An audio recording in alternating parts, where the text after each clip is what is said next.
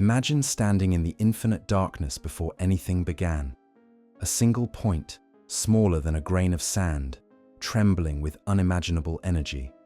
Then, in the vision taught to most of us since childhood, that point explodes. Galaxies fly outward through black emptiness like sparks from a cosmic fire.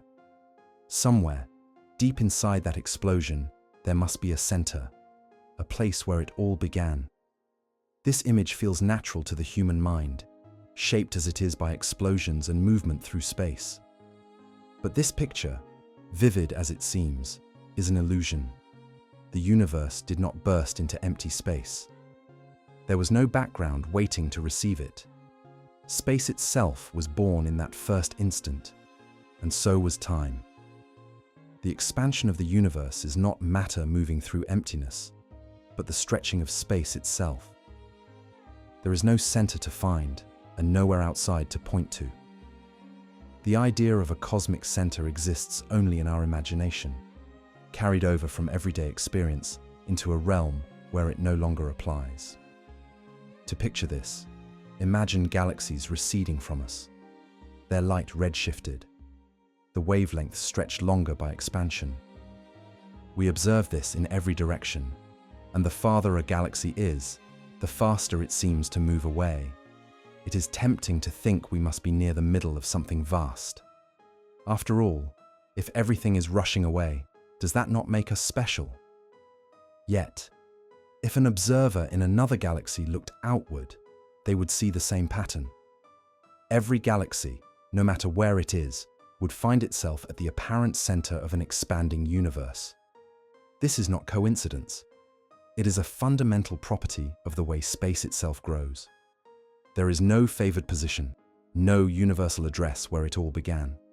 Every point in space was once part of the same beginning, and every point continues to move apart from every other, not because they fly through space, but because the very distances between them grow. The misunderstanding begins with the way our brains interpret explosions. On Earth, an explosion has a center. A grenade or a starburst or a volcanic blast sends fragments outward from a single location into pre-existing air or vacuum. Space does not grow. It only carries motion. But the Big Bang was not such an event. It was not an explosion in space. It was the creation and expansion of space itself. The galaxies are not flying outward like shrapnel. They are stationary within their regions of spacetime, carried apart by the expansion of the fabric itself. If we could mark a fixed location in this cosmic fabric, it would not drift away from the center of an explosion, because there was never a center to begin with.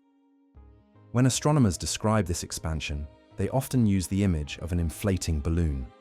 Picture dots on the surface of a balloon as galaxies. As the balloon expands, every dot moves away from every other dot, but none can claim to be the central point. The center of expansion lies not on the surface at all, but within another dimension, inside the balloon. In the same way, the center of the universe does not exist within our three-dimensional space. The universe is not expanding into anything outside itself. Rather, it is expanding its own geometry. The distances grow not because we move through pre-existing emptiness, but because emptiness itself stretches. Yet the human mind resists this concept. We crave an origin point, a location to call the beginning. We stand under the stars and instinctively imagine an outward motion from somewhere. We picture galaxies racing across the void like glowing embers fading into the night. But when we trace the expansion backward, we do not arrive at a location. We arrive at a moment in time. Every region of the observable universe was once compressed into the same state of density and temperature, not in one place, but everywhere. The Big Bang happened everywhere at once. Every particle, every photon, every grain of energy emerged together as space unfolded from its own potential. It is natural to wonder then what it means to say the universe expands. What exactly expands? Not the galaxies themselves, not the atoms, not the solar systems. Gravity and atomic forces hold those structures together. What expands is the space between clusters of galaxies. On the largest scales, the metric that defines distance between points in spacetime, changes over time. It is as though the ruler we use to measure the cosmos is slowly stretching. This stretching is governed not by an explosion, but by the laws of general relativity. Einstein's profound insight that gravity is not a force pulling objects through space, but the curvature of spacetime itself. The first hint that the universe might be expanding came not from theory, but from observation. In the early 20th century, astronomers like Edwin Hubble measured the light from distant galaxies and discovered that it was redshifted. Its wavelengths elongated as though the galaxies were moving away. The farther away a galaxy was, the greater the redshift. This simple, yet extraordinary pattern became known as Hubble's law. But Einstein's equations had already contained the possibility. When solved for a universe filled with matter and energy, they did not predict a static cosmos. They allowed space itself to evolve, to expand or contract. Einstein himself at first resisted this idea, adding what he called the cosmological constant to maintain a static universe. Later, when expansion became undeniable, he called that addition his greatest blunder. But the truth went beyond even his expectations. The expansion was not just a motion through space, it was the very growth of space itself. To say that space expands is to say that geometry changes. Lines that were once closer grow farther apart, even though no object moves through them. Imagine drawing a grid on a balloon and inflating it. The grid squares stretch, but no point on the surface travels across the surface. The surface itself grows. In our universe, galaxies drift apart in the same way. No matter which galaxy you stand on, the pattern of expansion looks identical. That symmetry is the key to understanding why there is no center. The laws of physics and the structure of space they describe are the same everywhere. There is no privileged place, no cosmic origin point from which everything flows outward. Still, the notion of a center lingers in our imagination because we are used to thinking in terms of absolute locations. Our daily experience is Euclidean, meaning space seems flat, distances seem constant, and straight lines stay parallel. But on cosmic scales, the geometry of the universe is not flat in this everyday sense.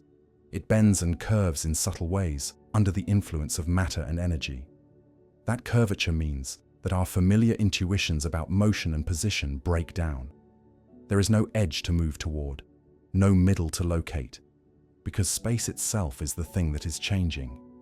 If the universe had a center, then observers in different locations would see different patterns of motion. Those near the edge would see most galaxies moving in one direction. Those near the center would see galaxies moving away uniformly.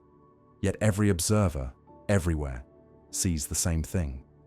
This is the essence of what cosmologists call the cosmological principle, the idea that on large scales, the universe is homogeneous and isotropic, meaning it looks the same in every direction and at every location. That uniformity leaves no room for a central point. It is as though the universe refuses to play favorites. Each galaxy, each observer, experiences the same cosmic truth. The expansion belongs to all, and to none in particular. The next question naturally arises: what prevents a center from forming? Is it simply a quirk of expansion, or could gravity itself be responsible for this deep symmetry? Gravity is the architect of structure, the force, or rather the curvature, that shapes everything from planets to galaxies. It bends space-time around mass and energy, and in doing so, defines how space itself behaves. If gravity can curve space, could it also shape it in such a way that a center becomes meaningless? Could the geometry dictated by gravity ensure that every point is equivalent, that no position can claim primacy? To answer that question, we must rethink what we mean by space, not as a static stage upon which matter moves, but as a dynamic fabric intertwined with time itself. A fabric that can stretch, twist, and curve in response to energy and matter. A fabric that does not need an outside or an origin, only the laws that govern its behavior. The old picture of the universe as an expanding cloud in emptiness must give way to a more profound one. The universe as space-time unfolding from within itself. To understand how gravity makes this possible, we must enter the domain of Einstein's greatest insight. The realization that space and time are not separate, but one continuous entity whose curvature is the very essence of what we call gravity. And so, the path forward becomes clear. To see why the universe has no center, we must first understand what space truly is. When we speak of space, we often imagine it as an invisible container, an emptiness into which stars and galaxies are placed. This mental picture is a legacy of classical physics, where space and time were thought to exist independently of matter. In that old view, the universe could expand through space in the same way an explosion expands through air. But Einstein's revolution changed everything. His general theory of relativity showed that space and time are not passive stages. They are active participants in the cosmic story, bending and stretching in response to the energy and matter they contain. To understand why the universe has no center, we must understand how gravity shapes this fabric. Imagine placing a heavy sphere on a stretched sheet of rubber. The weight depresses the surface, creating a curve. Smaller balls placed nearby roll toward it, not because they are pulled by a mysterious force, but because the sheet's curvature guides their motion. In reality, we live in a four-dimensional version of that curved surface, one that includes time as well as space. Matter tells space-time how to curve, and curved space-time tells matter how to move. Gravity is not a pull through space, but the geometry of space itself. This geometry is described mathematically by what cosmologists call the Friedmann-Lemaitre-Robertson-Walker metric. It is a solution to Einstein's equations that models an expanding, centerless universe. The equations show that if the universe is filled uniformly with matter and energy, then its curvature will also be uniform. There will be no special point, no central hub of expansion, because the expansion happens everywhere equally. This is not an assumption added by hand. It arises naturally from the mathematics of general relativity. When the distribution of matter is smooth, space-time must expand or contract the same way in all directions. This brings us to a subtle but profound truth. The expansion of the universe does not occur within space. It creates space. There is no outside into which the universe expands. The distances between galaxies grow not because they are flying through emptiness, but because the definition of distance itself changes. The very coordinate grid of the universe stretches, carrying galaxies with it. If we could somehow step outside the universe to watch this happen, we would not see a sphere of galaxies expanding into a larger void. We would see the fabric of space itself unfolding. But there is no outside vantage point, because everything that exists is within this fabric. There is no edge to cross, no boundary to expand into, and therefore no center to trace backward. Einstein's equations also reveal something even stranger. The geometry of space and time depends not only on where matter is, but on how it moves. Energy, pressure, and radiation all contribute to the curvature of space-time. This means that the early universe, filled with intense radiation and high-energy particles, shaped its own geometry from the inside. In those first fractions of a second, there was no region privileged over another. Gravity, far from gathering matter toward a central point, was everywhere, curving space in every direction at once. The result was an expansion that had no origin in space, only in time. The temptation to imagine a center persists because human perception evolved in a world where gravity acts locally. On Earth, gravity pulls objects downward toward the planet's center. This everyday experience shapes how we visualize cosmic gravity, but the two are not the same. Planetary gravity is a local phenomenon arising from concentrated mass. Cosmic gravity, on the other hand, is a property of the universe as a whole. It is the curvature of the entire space-time field. While a planet's gravity defines a clear downward direction, the universe's gravity defines none. It bends space everywhere, leaving no absolute direction, no single middle. If we were to map the universe on a grand scale, we would see clusters of galaxies forming along filaments, great walls of matter surrounding enormous voids. Yet even this immense structure, stretching across hundreds of millions of light years, shows no center. Every region mirrors every other when viewed on scales vast enough.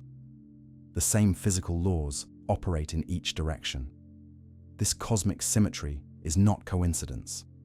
It is built into the equations that describe space itself. Gravity, in its most profound form, enforces that symmetry by shaping the universe's geometry into one without edges or favored points. There is also a deeper relationship between gravity and expansion. In the first moments after the Big Bang, the universe's density and energy were so extreme that gravity and expansion were not competing forces, but two aspects of the same phenomenon. Space expanded, yet gravity curved it inward. The two effects balanced in a delicate harmony that determined the universe's fate. If the energy had been slightly less, gravity would have caused space to collapse back upon itself. If it had been slightly greater, expansion would have outrun gravity entirely, scattering matter into a thin haze. The balance we observe today, galaxies forming yet drifting apart, is a testament to that initial equilibrium. Einstein once described his theory as a way of teaching the universe to tell its own story. In this story, gravity is not the antagonist that tries to pull everything together. It is the sculptor that shapes the stage upon which cosmic history unfolds. It defines the curves and folds of space and time, setting the rhythm of expansion. And because this curvature is uniform on large scales, it ensures that no region of the universe can claim the title of center. The universe expands from every point at once because gravity has woven space into a seamless whole. This realization transforms our perspective of existence. The human mind seeks anchors, beginnings, and ends. We want to believe there is a place from which everything came and perhaps a place to which everything will return. But gravity, through the language of general relativity, denies us that simplicity. It replaces the idea of a central origin with a boundless geometry. The universe has no center because gravity has made it impossible for one to exist. Its laws distribute curvature so perfectly that every location becomes equivalent. Every observer, no matter where they stand, looks outward and sees galaxies receding just as every other observer does. It is not illusion. It is symmetry made manifest in spacetime. To grasp this fully, we must follow this geometry more closely to see how it behaves as the universe evolves. If space has no center, then what determines direction? What causes galaxies to cluster and form structures if all points are equal? The answers lie in how gravity sculpts the cosmic landscape on different scales, shaping local centers within a universe that has none overall. Gravity's sculpting power reaches across scales both minute and vast, yet it obeys the same unyielding laws everywhere. The same curvature that binds an apple to the ground also governs the dance of galaxies. But while local gravity creates orbits and structures, cosmic gravity acts as the architect of the universe's grand geometry. It shapes not where things move, but how distances themselves exist. It is this deep truth that prevents any single region from claiming to be the center of all things. To understand why, we must look at the way space behaves on its largest scales. In the modern cosmological model, the matter and energy of the universe are spread evenly when viewed over immense distances. On scales of hundreds of millions of light years, clusters and voids blur into a uniform haze. This smoothness means that gravity acts the same way everywhere. It does not pull the cosmos toward any particular direction. It curves spacetime uniformly. The result is expansion without a center, motion without a focal point. The Friedmann equations, derived from Einstein's theory, show that this uniformity drives a uniform evolution of the cosmic scale factor, the quantity that describes how space stretches with time. Every region participates equally in that growth. If the universe had begun with a single center of expansion, the equations would not hold. Distances would vary asymmetrically, and observers would see preferred directions. Instead, the data from cosmic microwave background radiation confirm the opposite. The faint afterglow of the early universe is astonishingly uniform, differing by less than 1 part in 100,000. Such precision is not accidental. It is gravity's fingerprint on the universe's infancy, evidence that the curvature of space-time was smoothed by its own dynamics, leaving no central trace.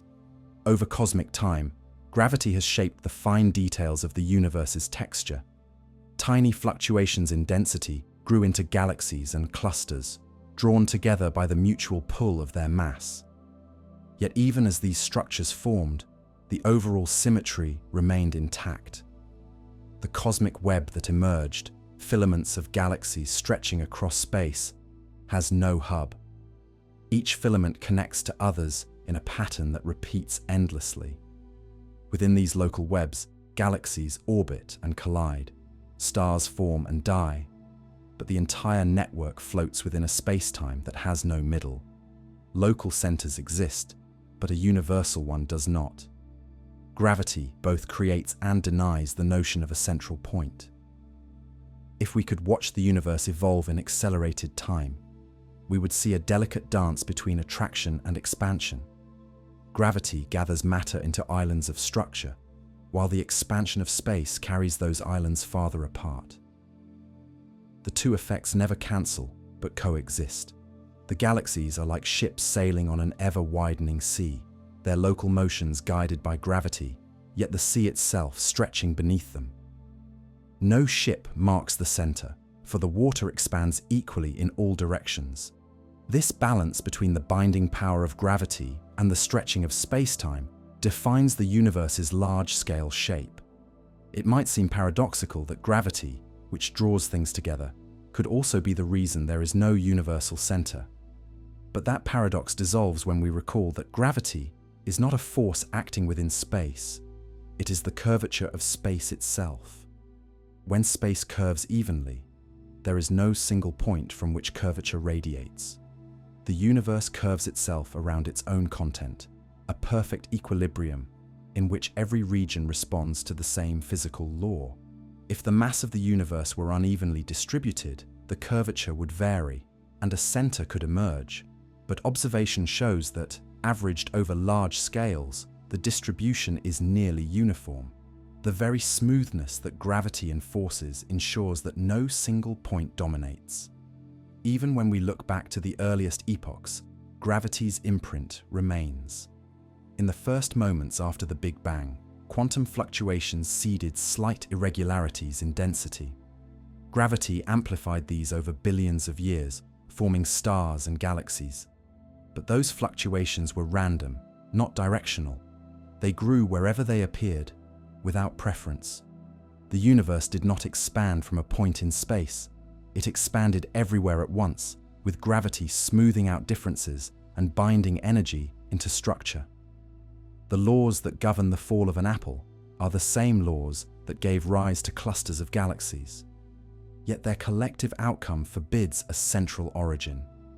This realization leads to a remarkable conclusion. The absence of a center is not a flaw or an accident.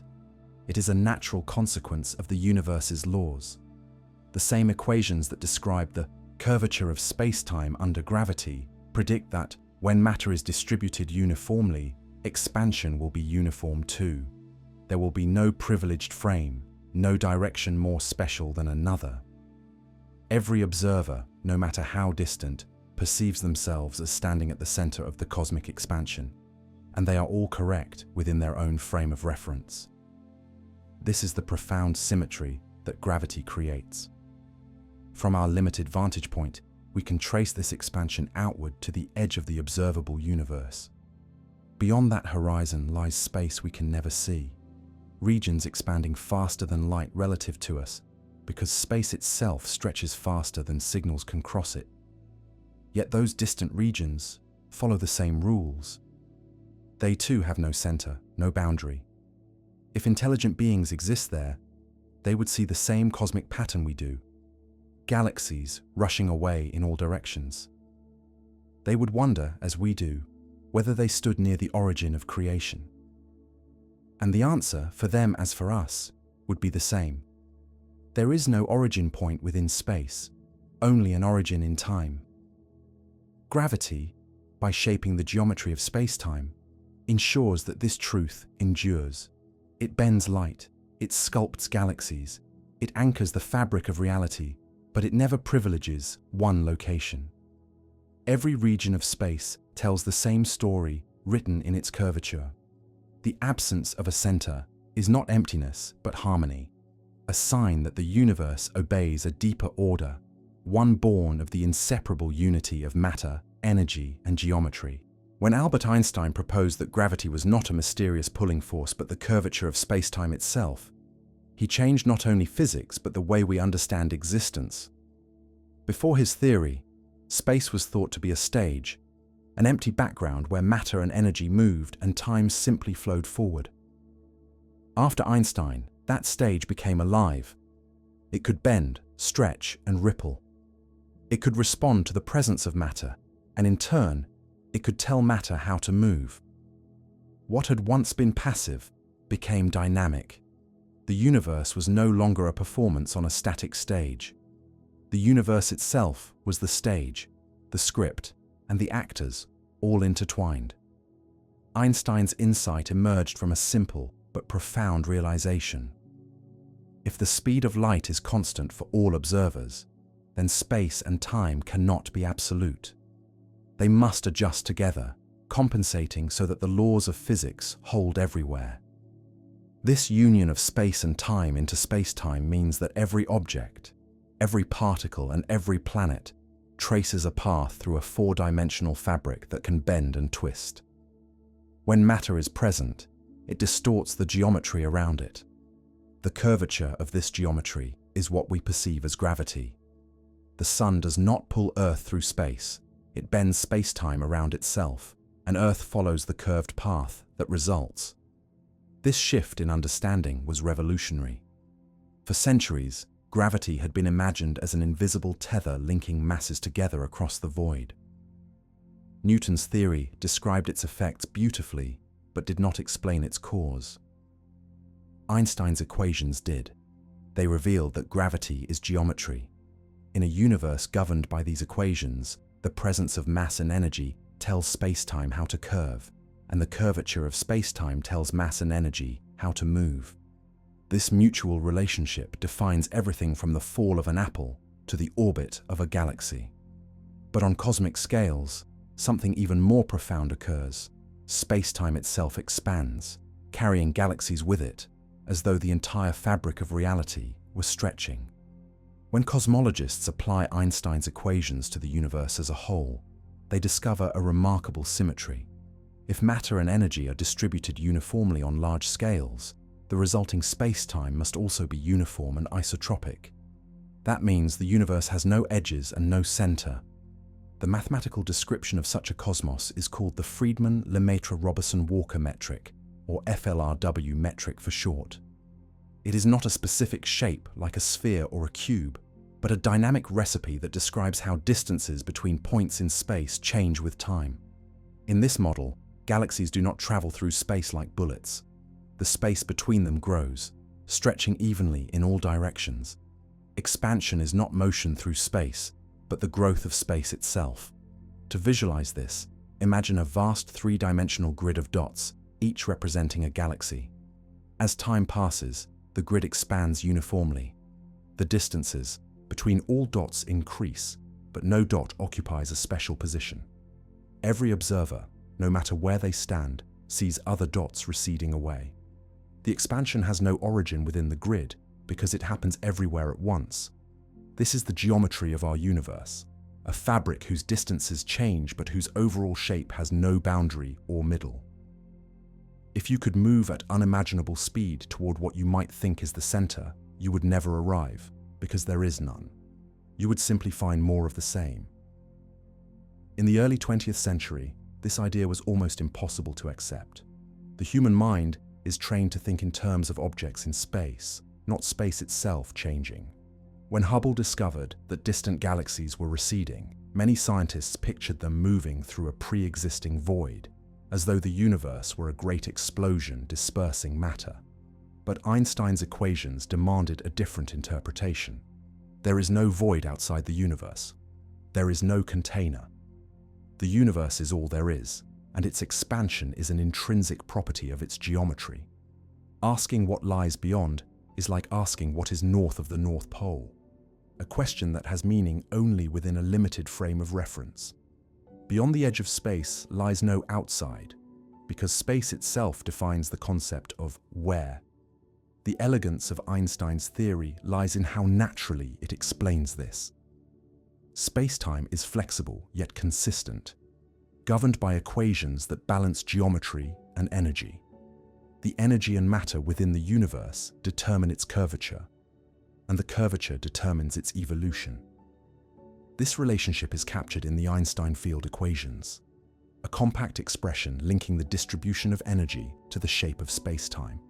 When solved for a universe filled with uniform matter, the result is expansion. It is not that space expands into something else, it is that the distances between points in spacetime increase because the geometry itself evolves. Time and space are part of the same unfolding process. This understanding has profound consequences. It means that the Big Bang was not an explosion that happened at one location long ago. It was a moment in time that happened everywhere simultaneously. Every point in space today was once part of that early, hot, dense state. The expansion we observe now is the continued evolution of that initial condition. No matter where we look, we are observing regions that were once adjacent in the primordial universe. There is no privileged place where the Big Bang occurred, because the Big Bang was not a place. It was a time. If this seems abstract, consider the surface of a balloon once again. As it inflates, every point on the surface moves away from every other point. The surface itself stretches, but there is no point on the surface that can claim to be the center of expansion. The center exists only in a dimension outside the surface. Similarly, if the universe has higher dimensions beyond those we perceive, the origin of its expansion might lie in that unseen realm. But within our observable universe, our three-dimensional space plus time, there is no such center. The expansion belongs to the geometry itself, not to any single location within it. Einstein's insight also helps explain why we cannot define an edge to the universe. In curved spacetime, edges are replaced by boundaries of perception. The observable universe is limited not by walls, but by time. Light can only travel so far since the beginning of expansion, and that distance defines what we can see. Beyond that horizon lies more universe, continuing indefinitely. There is no edge to reach, only a limit to what light has had time to show us. The expansion of spacetime stretches this horizon as time progresses, revealing more of the cosmic tapestry, but never revealing an outside. Understanding that gravity and spacetime are inseparable transforms our perspective. It tells us that what we call here and there are not fixed positions, but relationships between events in a curved, four-dimensional fabric. It means that time itself is woven into the structure of the universe. The rate at which time flows depends on curvature. Gravity can slow time near massive objects and alter what different observers experience as simultaneous. When space expands, time evolves with it, shaping the rhythm of cosmic history. The very structure of when and where is determined by the same geometry that forbids a central point. This realization also shows why the universe's expansion cannot be stopped by ordinary means. It is not that galaxies are flying apart and could be slowed with a force. It is that the definition of distance changes everywhere. To halt expansion would be to alter the curvature of space-time itself, something only the total energy of the universe could achieve. Even gravity, which tries to pull matter together, cannot collapse the cosmos as a whole unless the average density exceeds a critical threshold. Observations show that it does not. The universe will continue to expand, guided by the same equations that deny it a center. And so, Einstein's legacy is more than a theory of gravity. It is a map of reality's architecture.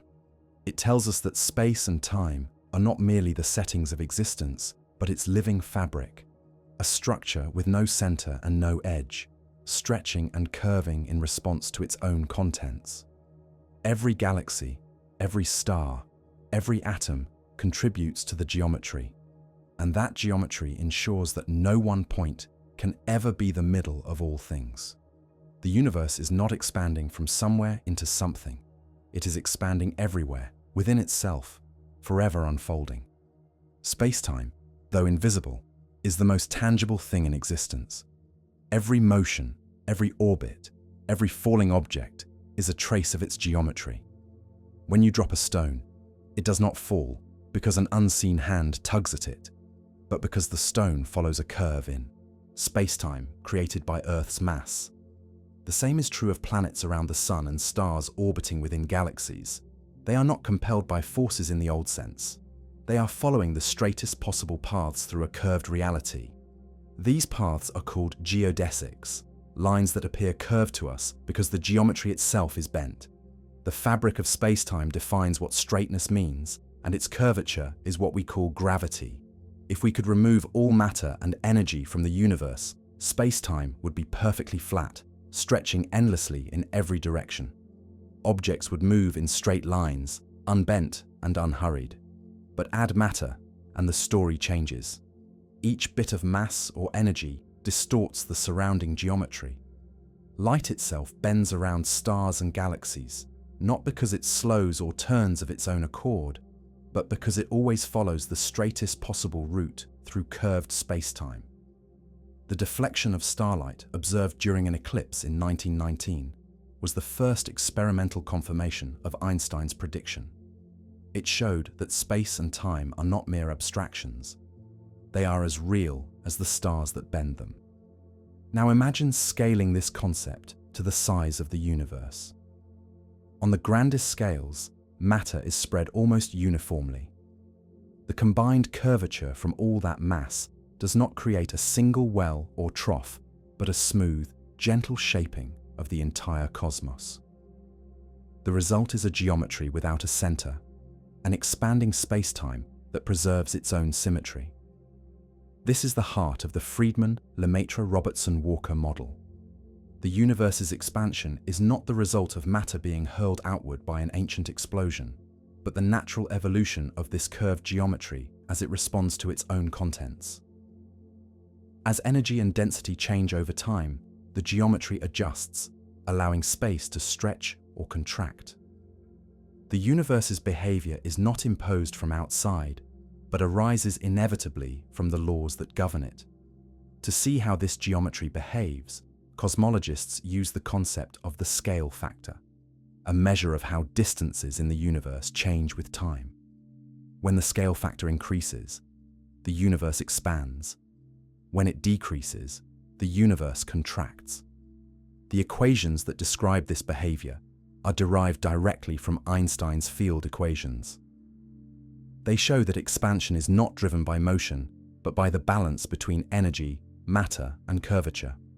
The early universe, filled with radiation and high energy density, expanded rapidly. As it cooled, gravity slowed the rate of expansion, but could never reverse it entirely. On average, the geometry remained uniform. Every point, every region, participated equally. There was no cosmic origin point, because the expansion applied to all space at once. Einstein's theory also unites this geometry with time in a profound way. Time flows differently depending on curvature. Near massive objects, time slows.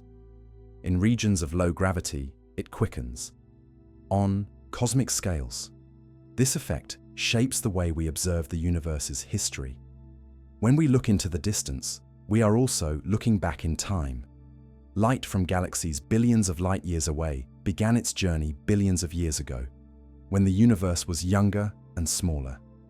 The further we look, the earlier the moment we see. Yet no matter how far we peer, we never glimpse a central explosion.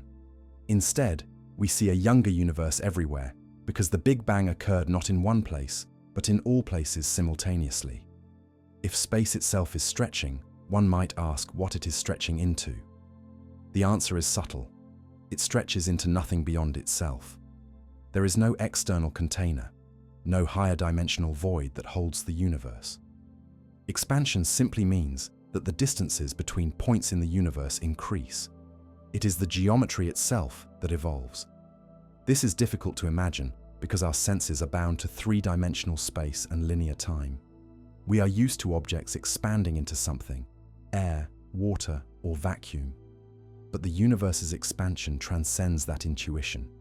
It is not the growth of a thing within space, but the growth of space itself. Einstein's view also explains why there can be no edge. In curved geometry, one can travel endlessly without ever finding a boundary. On a sphere, you can move straight ahead forever, looping back to where you began without encountering an edge. The universe may be finite in a similar sense, without boundaries yet unbounded, or it may be infinite, stretching endlessly without repeating. Either way, there is no frontier beyond which space ceases to exist. The universe defines its own extent, its own curvature, its own meaning of distance. Within that structure, no point can stand apart as the center. This view of reality carries deep implications. It means that gravity is not merely a physical law, but the shape of existence. Matter and energy do not inhabit space, they create it. Every atom, every photon, every bit of mass contributes to the curvature of space-time, subtly reshaping the universe around it. The cosmos is a dynamic fabric, constantly redefining itself, balancing expansion and curvature, energy and geometry. The reason the universe has no center is not a coincidence or a philosophical abstraction. It is the inevitable outcome of the laws that govern its structure. Gravity, in the language of general relativity, distributes curvature so perfectly that no single place can dominate. The universe, in its grandest design, forbids specialness. This realization transforms the way we see ourselves. On Earth, we feel the pull of gravity and think of it as something local, something that anchors us. But in truth, we are part of a vast web of curvature that extends across the cosmos. The same geometry that holds us to the ground defines the expansion of galaxies and the passage of time itself. Every motion, every heartbeat, every orbit is an expression of space-time's shape. There is no fixed stage, no background stillness. The universe moves within itself, not through emptiness, but through the unfolding of its own fabric. To live within such a universe is to inhabit a reality without edges, without center, without an external frame. It is to exist within a self-contained geometry that evolves in perfect harmony with the matter it contains. The Big Bang, then, was not a blast that scattered matter into space, but the awakening of space and time from within themselves. Gravity ensured that this awakening unfolded smoothly, that no direction or position was privileged, that the expansion was uniform. The universe began everywhere and continues everywhere, bound together by the same elegant equations that Einstein first wrote more than a century ago. The fabric of space-time is not something we can see, yet it defines everything that can ever be seen. It is the quiet architect behind every orbit, every beam of light, every second that passes. To understand it is to glimpse the hidden order that binds the cosmos together. If we could step beyond the limits of our perception, we would not find space as a flat stage stretching into emptiness. We would find a living, bending continuum, one that hums with the energy of every particle within it. The universe is not a painting drawn upon a canvas. It is the canvas itself, continuously reshaping and redrawing its own lines. This understanding reveals that even time is not what it seems.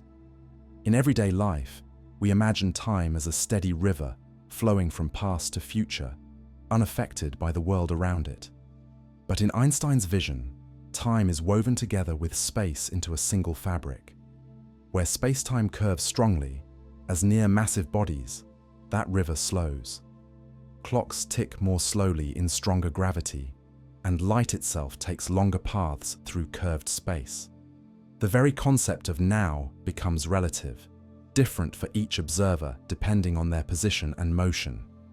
There is no universal moment shared across the cosmos, only a tapestry of local times stitched together by light and gravity. This relativity of time carries profound implications for how we understand the universe's expansion. The rate at which galaxies move apart, the stretching of space itself, depends on how we measure time, and that measurement is influenced by curvature. Gravity, in a very real sense, defines the tempo of cosmic history. It determines how quickly or slowly the universe evolves. What we perceive as billions of years might pass differently in other regions of extreme curvature, near black holes, or in the early universe when density was immense. The cosmic clock does not tick uniformly. It beats to the rhythm of spacetime's own geometry. When we observe the distant universe, we are not seeing a frozen structure, but an evolving one. The light reaching us from faraway galaxies began its journey when those galaxies were much closer, when the universe itself was younger and smaller. In that sense, our telescopes do not show us a snapshot of the cosmos as it is, but as it was at countless different times. Every direction we look, we peer deeper into the past, tracing the history of spacetime's unfolding. Yet even in this vast time panorama, we find no center. The galaxy's recession from us is not evidence that we occupy a special location. It is simply a reflection of the universal expansion that every observer anywhere in the universe would see in precisely the same way. Einstein's field equations capture this elegant symmetry. They describe how energy and momentum shape curvature, and how curvature dictates motion. The beauty of these equations lies in their universality. They make no distinction between here and there, up and down, or near and far. They apply equally to the smallest particle and to the grandest cluster of galaxies. The geometry they describe is democratic. Every point in spacetime is governed by the same rule. This equality of all points is what erases the notion of a universal center. Gravity, through its geometry, enforces a cosmic fairness. It allows local differences, stars, planets, galaxies, but on the largest scale, it ensures perfect uniformity. Even the apparent acceleration of the universe's expansion, discovered through observations of distant supernovae, fits within this framework. It reveals the influence of another form of energy, something that behaves like an intrinsic property of spacetime itself. Scientists call it dark energy, and it acts as a kind of repulsive pressure, countering gravity's attraction on cosmic scales. Its discovery revived Einstein's old idea of a cosmological constant, a term he once introduced to keep the universe static. Far from being a blunder, this concept now appears to describe a fundamental feature of spacetime. Just as gravity curves space inward around mass, dark energy pushes it outward, stretching the fabric more rapidly as time progresses. Yet even this acceleration has no center. It is uniform everywhere, another testament to the symmetry of cosmic geometry. To grasp the full depth of this picture, consider that spacetime is not merely a background for matter, but a participant in every physical process. When massive stars collapse, they do not simply compress matter. They fold spacetime itself, creating regions so curved that not even light can escape. These are black holes, places where the geometry becomes extreme and time slows almost to stillness. When such objects form, they do not tear holes through space into another realm. They deepen the curvature within the same fabric. The universe remains whole, continuous, without edges or voids. Even the most violent gravitational events preserve the unity of space-time. And yet, for all its mathematical precision, this picture carries an almost poetic symmetry. The same geometry that binds us to Earth's surface connects the galaxies in their expansion and sets the cosmic rhythm of time. The same curvature that guides a falling apple also shapes the destiny of the universe. There is no separation between the local and the cosmic, between the familiar and the infinite. Everything moves within the same woven fabric, responding to the same invisible architecture. This realization leads us to a profound conclusion. The absence of a cosmic center is not an accident of initial conditions, but a direct result of gravity's nature. By curving space-time uniformly, gravity ensures that the universe cannot possess a single privileged point. Every observer, wherever they stand, becomes the center of their observable universe, surrounded by galaxies that appear to move away in all directions. Each observer's center is unique, yet equivalent to all others. The universe grants every vantage point the same dignity, the same perspective on expansion, the same participation in the grand unfolding of space-time. And so, the concept of a center fades into meaninglessness. There is no middle, no edge, no outside. There is only space-time, vast and self-contained, expanding and curving according to the energy it holds. Gravity is not a sculptor carving shapes in stone, but a composer writing the music of the cosmos, a harmony of motion and form that plays eternally. The melody has no beginning in space, only in time, and no point of origin that can be marked on a map.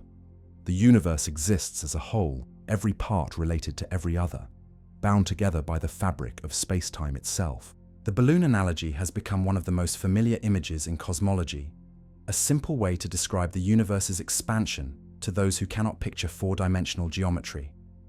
Imagine dots painted on the surface of a balloon. As air fills the balloon, the surface stretches, and every dot moves away from every other. None of the dots can claim to be at the center of the expansion, for the center lies not on the surface, but within the balloon, in a dimension the dots cannot access. This image captures a truth about our universe. Every point of space moves away from every other as the universe expands. Yet, as useful as the balloon may be, it is also misleading. It tempts us to imagine that our cosmos is a surface, floating in some higher dimensional space, swelling into a larger void. That is not the case. The universe does not expand into anything, for the universe is everything. The analogy helps us grasp one essential property of cosmic expansion, that it happens uniformly, without a center or an edge. But beyond that, it begins to fail. The balloon's surface is two-dimensional, and its expansion occurs within a three-dimensional space. Our universe is three-dimensional, and its expansion does not require an external space to occupy. There is no outside, no air filling an invisible void. The stretching occurs within the fabric of space itself, not into something beyond. To think otherwise is to fall back into the very misconception we seek to escape, that the Big Bang was an explosion flinging matter outward through emptiness. Even the idea of a balloon implies an external cause. Someone blows it up. Pressure builds from within. The rubber expands into the room around it. The universe, however, has no such boundary and no external agent. Its expansion is not driven by air or energy pushing from outside, but by the geometry of space-time responding to its own content. The rate of expansion depends on the balance between the universe's matter, energy, and curvature.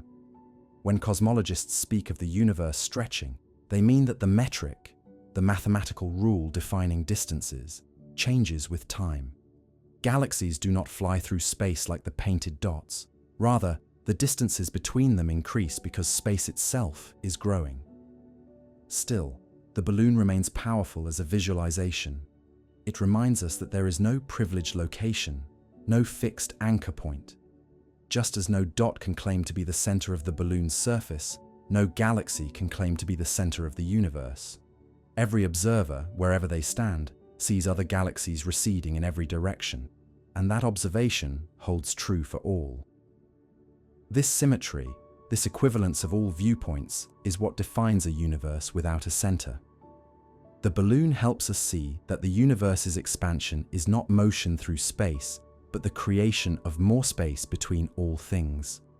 Yet, if we cling too tightly to the balloon, we risk distorting the truth. The universe is not two-dimensional. It is not confined to a surface, and its expansion is not constrained by an external dimension. More importantly, the balloon's expansion has a center within the balloon itself. Our universe does not. There is no point, inside or outside, from which the expansion radiates.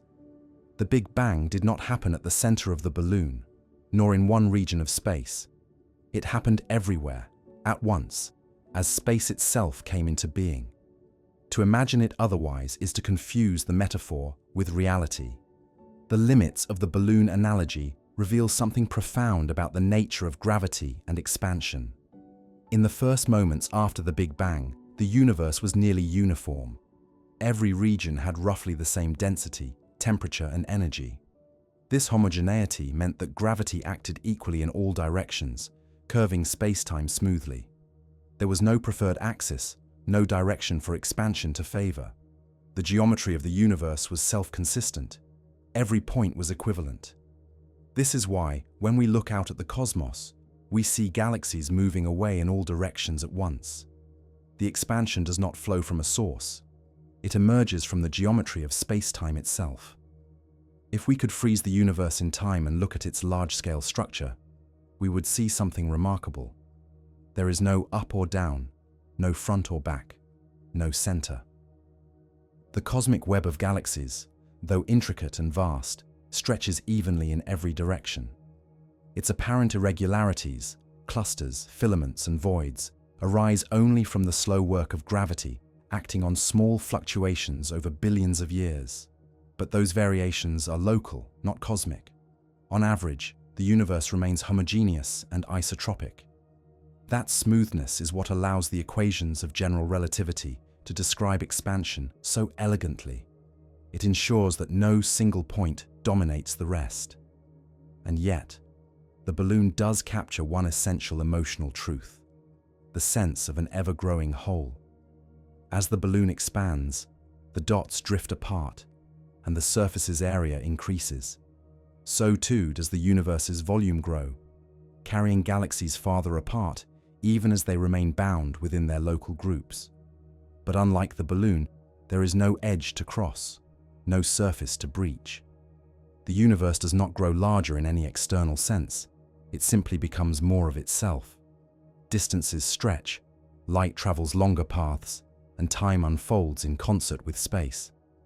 To fully understand this, we must let go of the picture of galaxies moving through a fixed void and embrace the deeper truth. Space itself is dynamic. It is the stage and the actor, expanding not into something but from within itself. When cosmologists calculate how the universe evolves, they do not speak of galaxies racing outward, but of scale factors changing over time. The metric that defines distance evolves, and with it, the geometry of the cosmos. The Big Bang, then, is not a spatial explosion, but a temporal unfolding, a moment when space and time themselves came into existence.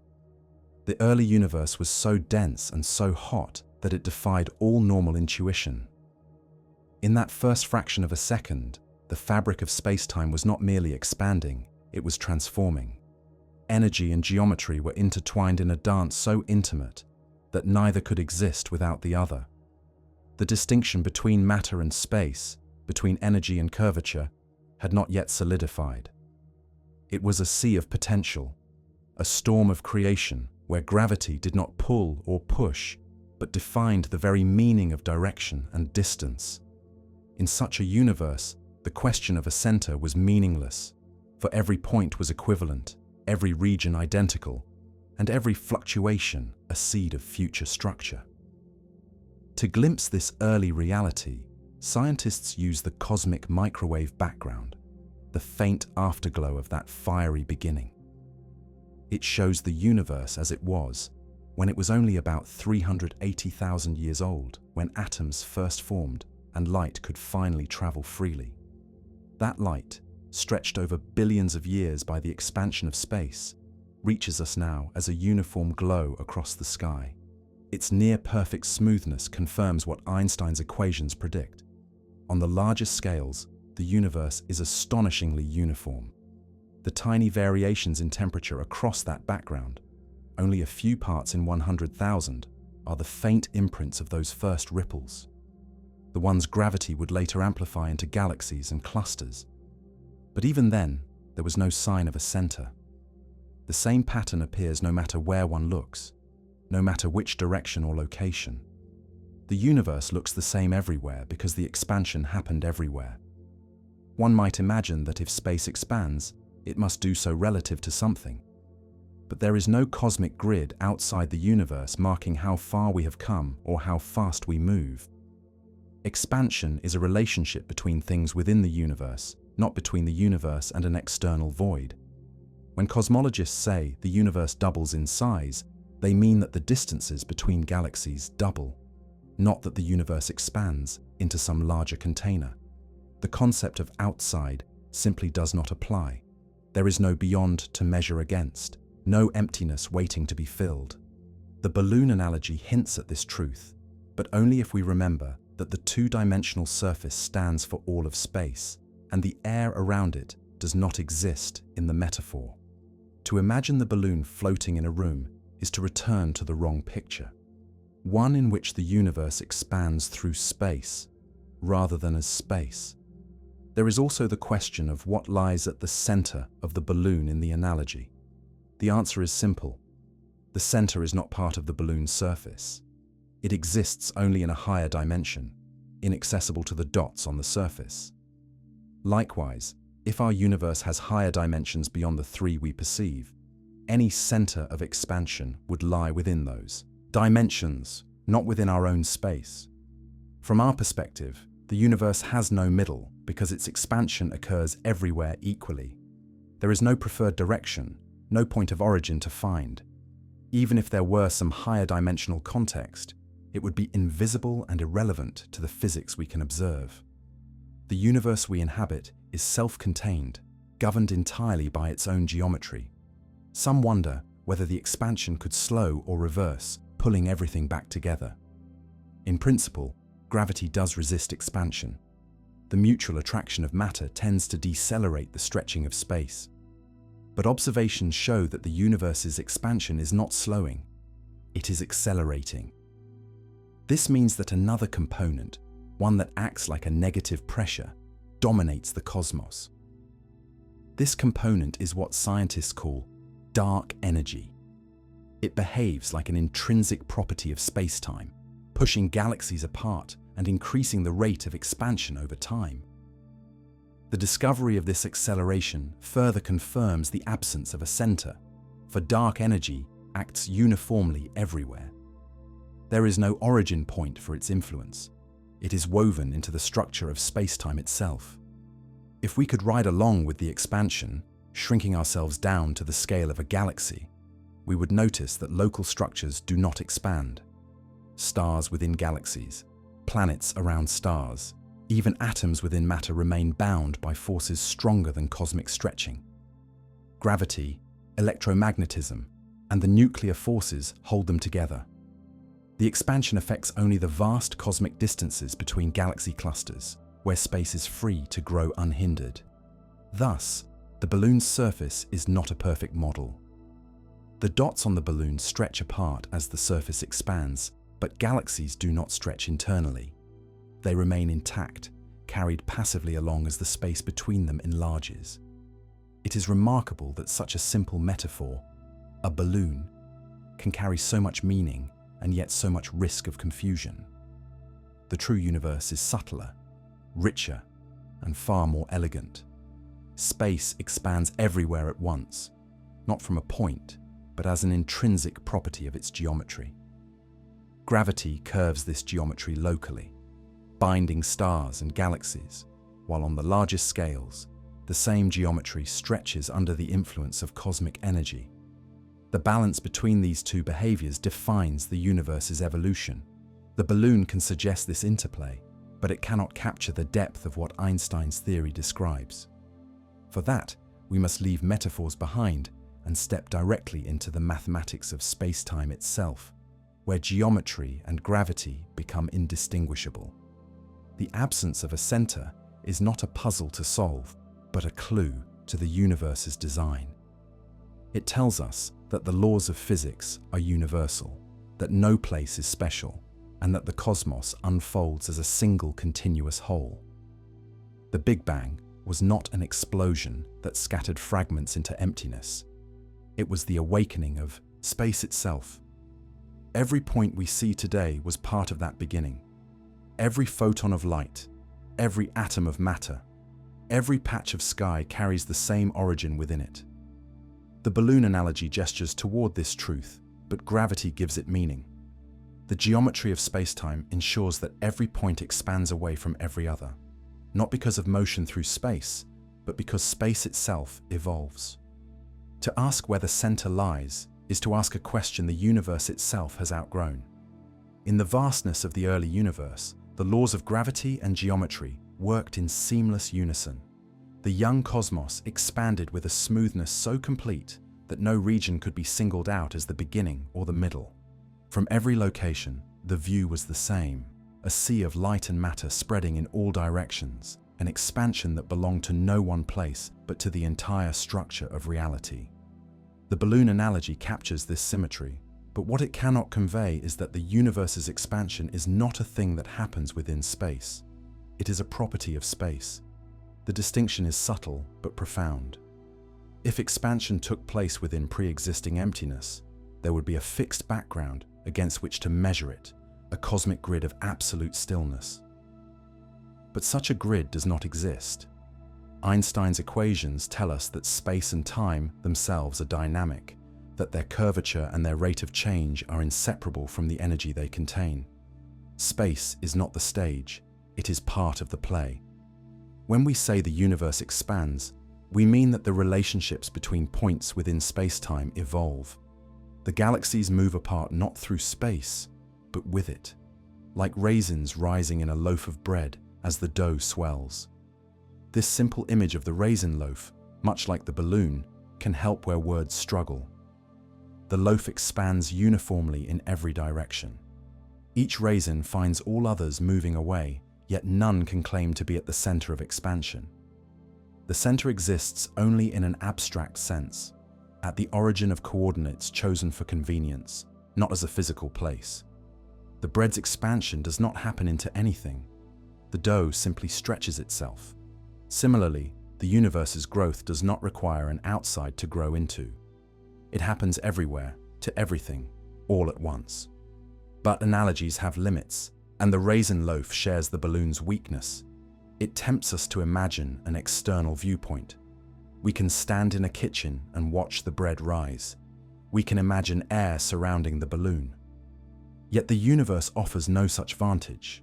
There is no cosmic kitchen, no void beyond the dough.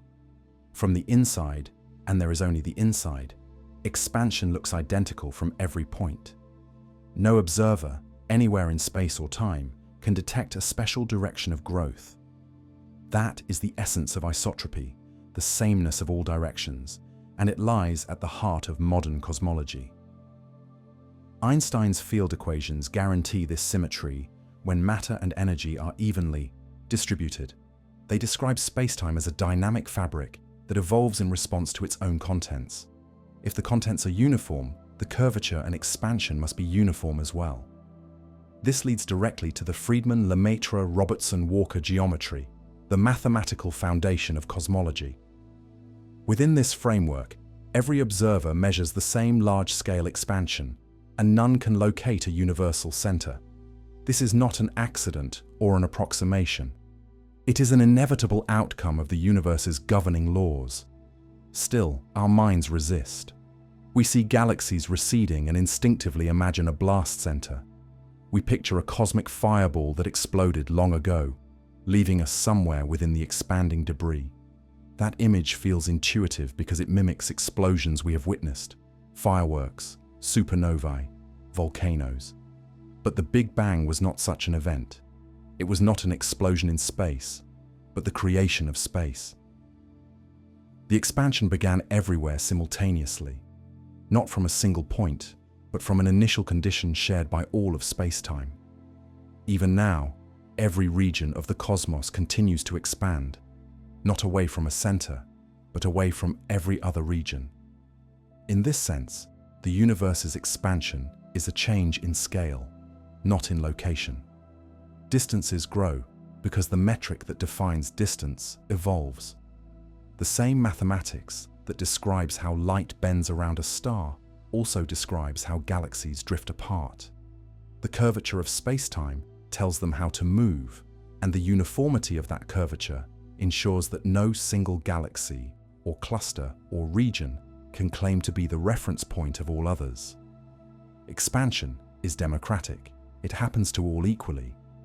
This understanding dissolves the ancient question of where it all began. The Big Bang did not occur at a spot we could travel toward, nor does it lie in some unreachable direction. It happened everywhere, including where you stand now. If we could rewind cosmic history, shrinking the distances between galaxies and tracing light backward through time, we would find not a place but a moment when the density and temperature of the universe became infinite. A boundary in time, not in space. Every observer, no matter their location, would reach that same moment simultaneously in the past. The birth of the universe was not spatial but temporal. This insight changes how we think about beginnings. A spatial origin can be found and revisited. A temporal one cannot. The Big Bang is not a point one could approach with a spacecraft, because it is not somewhere else. It is the first page of the cosmic story, written in every corner of existence. To search for the center of the universe is to misunderstand what kind of thing the universe is. Its expansion has no focal point because its geometry allows none. Gravity, through the curvature of spacetime, ensures that every point experiences the same laws and the same expansion. The balloon analogy, though imperfect, guides us toward this deeper comprehension. It shows us that uniform expansion produces no central point, and that the perception of motion away from all directions is universal, but it must be transcended. For in truth, the universe is not a surface or a sphere or a loaf or anything that can be pictured easily. It is a four-dimensional continuum, curved not by edges but by the presence of energy itself. The absence of a center is not a mystery to be solved, but a statement of its perfect symmetry, a reflection of how gravity defines the shape of space. To see why this symmetry endures, even as galaxies form and clusters grow, we must now look at how gravity sculpts the universe's structure. Gravity creates local centers, stars, galaxies, black holes, yet never a universal one. It is both the shaper and the equalizer, the force that gathers matter, but also preserves the balance of the whole. Gravity is the quiet artist of the universe. It shapes stars, builds galaxies, and carves the grand architecture of the cosmos, yet it does so without ever claiming a single point as its origin. On Earth, gravity seems simple, a pull toward the ground, an attraction between masses. But on the scale of the universe, gravity is not a force at all. It is the geometry of space-time expressing itself. The same curvature that holds you to the floor of the planet also governs the movement of galaxies billions of light years away. Gravity is everywhere, and because it is everywhere, it can have no center. To understand this, we must think beyond the Newtonian picture of attraction. Newton imagined gravity as an invisible thread pulling objects together across space. In his view, if the universe were infinite and filled with matter, every mass would pull on every other, and the forces would balance perfectly. There would be no collapse and no center. But this was a fragile balance, one that offered no explanation for why the universe was stable or how it could change. Einstein replaced those invisible threads with curvature, a geometry that evolves. The masses do not pull on one another. They shape the space between them, and that shape dictates their motion. In this view, gravity is not what happens in space, it is what space is.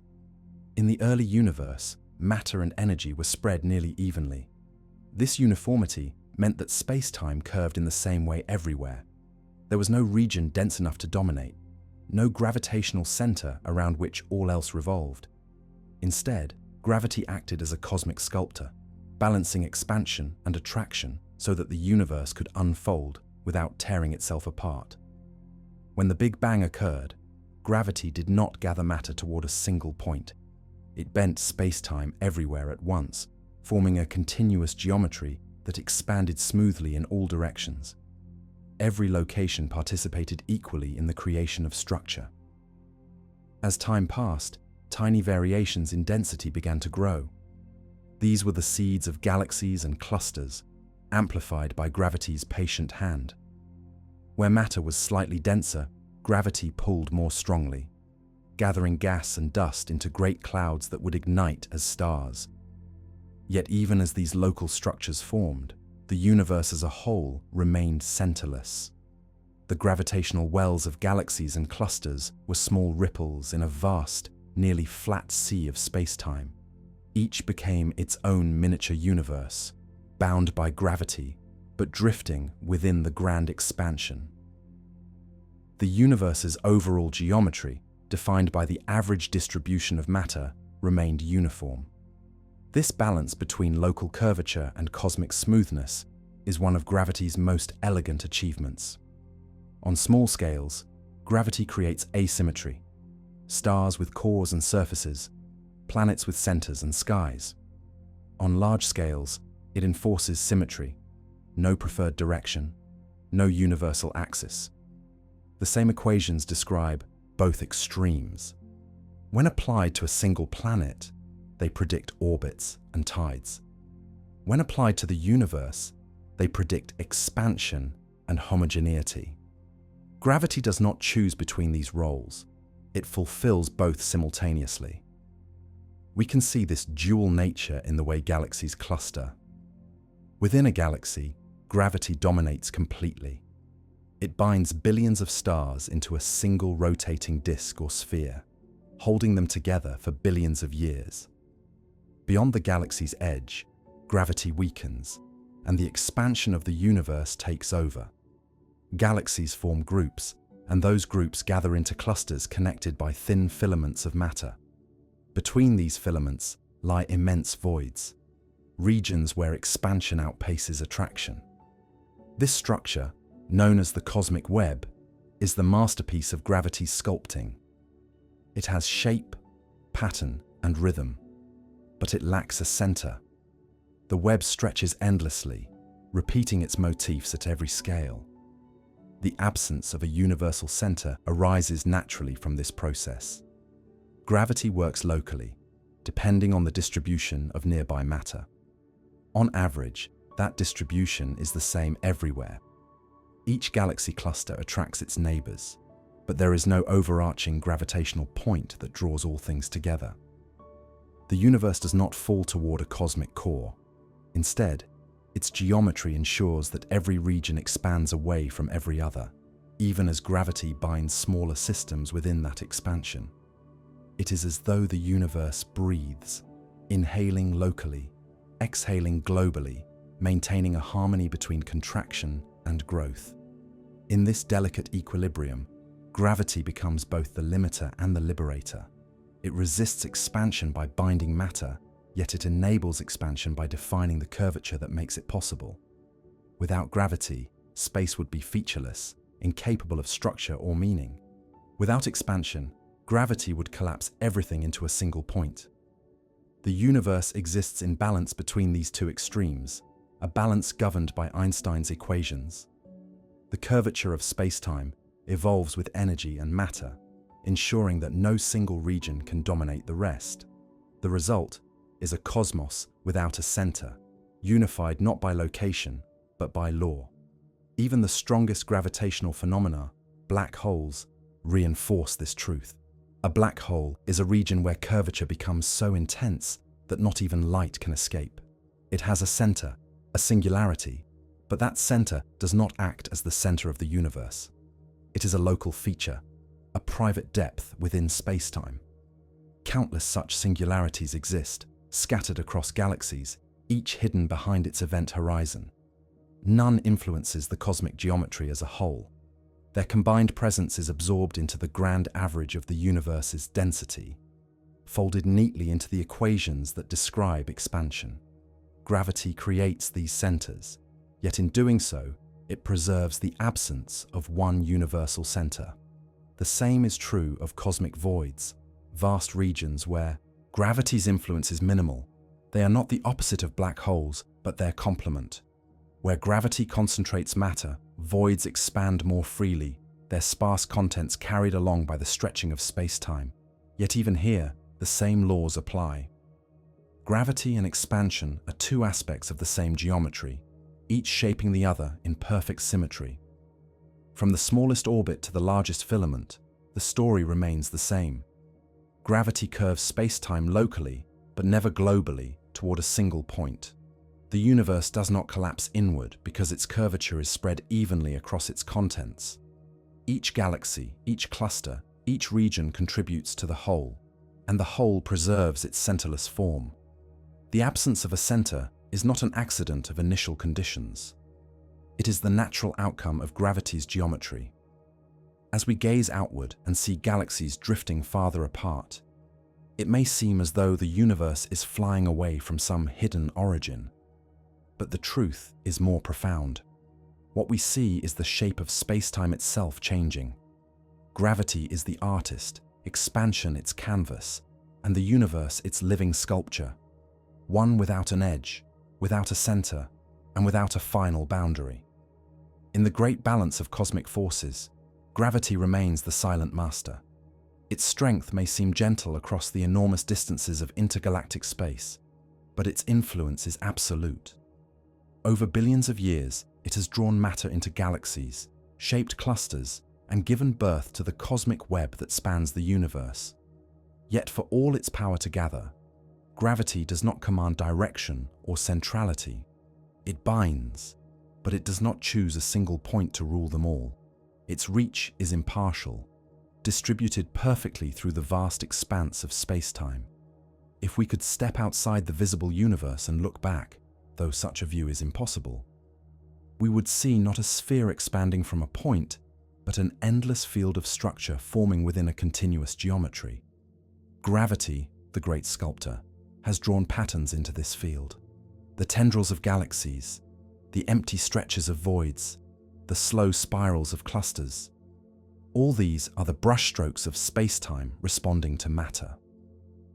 But this cosmic art has no canvas beyond itself. There is no direction from which the hand began its work. The patterns emerge from within, shaped by the same law at every point. Consider what happens when gravity and expansion meet at local scales. In the space between galaxies, expansion dominates, pulling matter apart as the universe grows. Within galaxies, gravity overwhelms that expansion, binding stars and planets together. The two effects coexist without contradiction. They are not separate forces at war, but complementary aspects of one underlying geometry. In Einstein's language, the curvature of space-time evolves with energy and matter. Where matter is dense, curvature bends inward. Where it is sparse, it bends outward. The result is an ever-shifting mosaic of expansion and attraction, yet always without a global center. The evolution of this geometry can be traced through the universe's history. In the beginning, the energy density was immense, and the expansion rate was staggering. As the universe grew, matter condensed, forming stars and galaxies. Gravity sculpted structure from uniformity, amplifying tiny fluctuations into the intricate web we observe today. Yet the average density continued to drop, and the overall expansion slowed, until dark energy began to dominate, accelerating the stretching once again. This cycle of balance, from rapid growth to structure formation to renewed acceleration, is written in the fabric of space-time. Each stage expresses the same principle.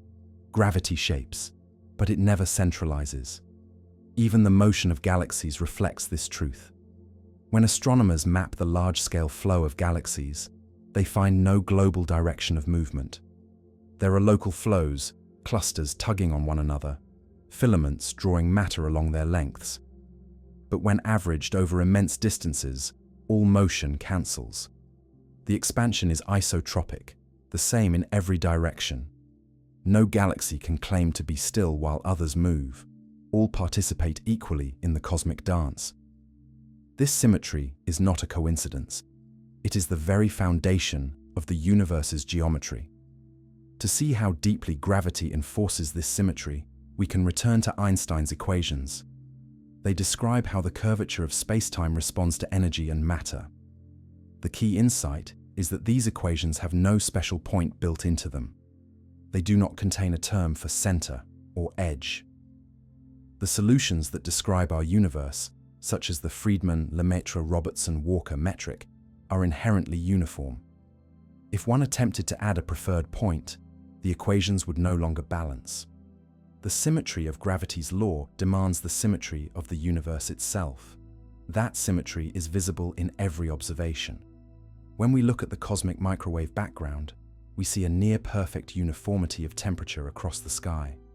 When we measure the distribution of galaxies, we find that on large scales, matter fills space evenly. When we study the motion of distant clusters, we find no drift toward a single gravitational source. The data confirm what the equations predict. There is no cosmic center.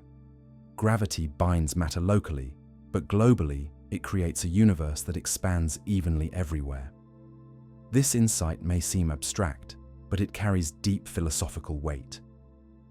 For much of human history, we imagined ourselves near the center of creation. First geographically, then spiritually, and finally cosmologically. Each step of discovery moved us farther from that imagined center. The Earth is not the center of the solar system, the Sun is not the center of the galaxy, and the galaxy is not the center of the universe. Einstein's geometry completes that progression. There is no center at all because the universe does not require one. It is a self-contained geometry, expanding within itself, governed by laws that treat every point equally. Gravity, then, is not the maker of centers, but the destroyer of them. It replaces the idea of a cosmic hierarchy with one of perfect balance. Every region of space curves according to its contents, and the sum of all those curvatures defines the universe's shape. This is why the Big Bang could occur everywhere at once, why expansion proceeds without a point of origin, and why the cosmos remains homogeneous and isotropic even as it evolves. Gravity enforces this balance not through force, but through geometry. It ensures that the universe has no preferred direction, no absolute rest, and no edge. When we look out into the night sky, we are witnessing this balance in motion.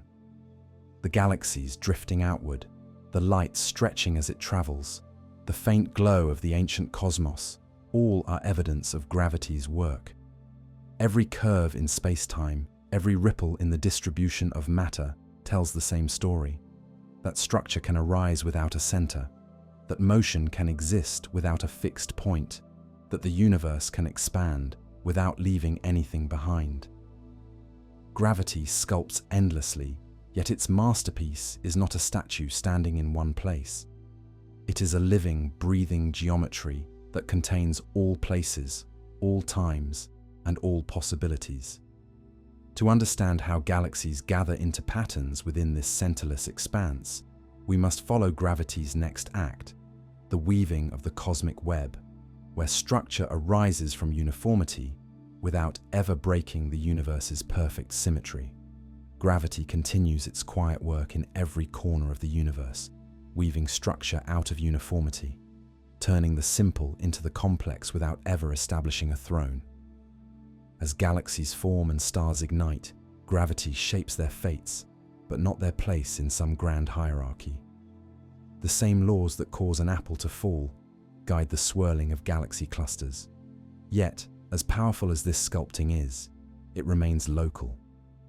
Gravity molds regions, but leaves the total universe centerless, balanced, and whole. The formation of galaxies begins with small irregularities in the early cosmos. Slightly denser patches of matter drew in more material, their gravitational pull strengthening as they grew.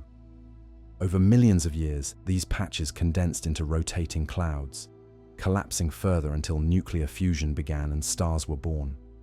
Around them, planets coalesced and solar systems took shape. Each galaxy, each cluster, became a local center of gravity.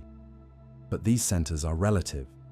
They define structure on limited scales, not on cosmic ones. The great expanse beyond remains even, expanding equally in all directions.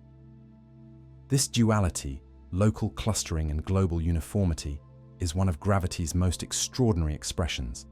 It allows complexity to emerge without breaking the symmetry of the whole.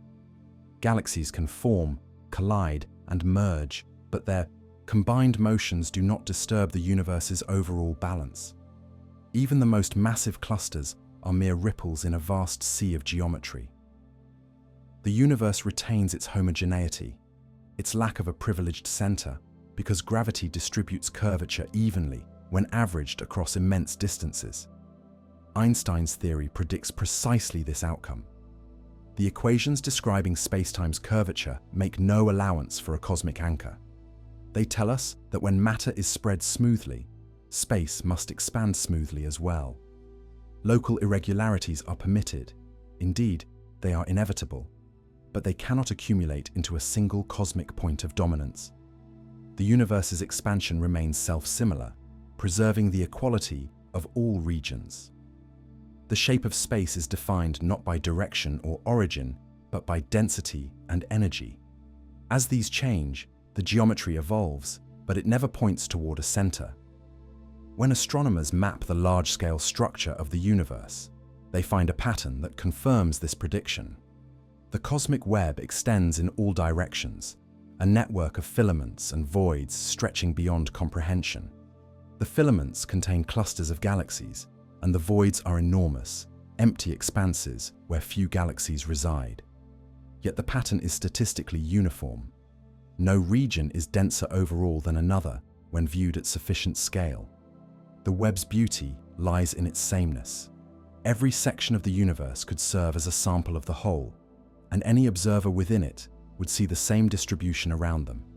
This is gravity's final masterpiece, a structure both intricate and balanced, chaotic and symmetrical, detailed and centerless. The paradox of gravity is that while it creates centers, it forbids one ultimate center. It forms stars with dense cores and planets with gravitational hearts. It builds galaxies that revolve around massive black holes. It draws matter into filaments and binds clusters with invisible threads. Yet, when all of these centers are considered together, they cancel. Their gravitational fields add up not to a single pull, but to a universal equilibrium. Every direction, every region, every structure contributes to the same grand symmetry. The cosmos is a tapestry without a focal point, a sculpture without a pedestal. From our limited viewpoint, it is easy to forget this. We live within a galaxy, orbiting a star, and we see the universe through that small lens. It feels natural to imagine that there must be a deeper center somewhere beyond our reach. But if we could drift between galaxies, if we could stand in the middle of a vast void and look outward, we would see the same pattern again. Galaxies receding, space stretching, no central point to find.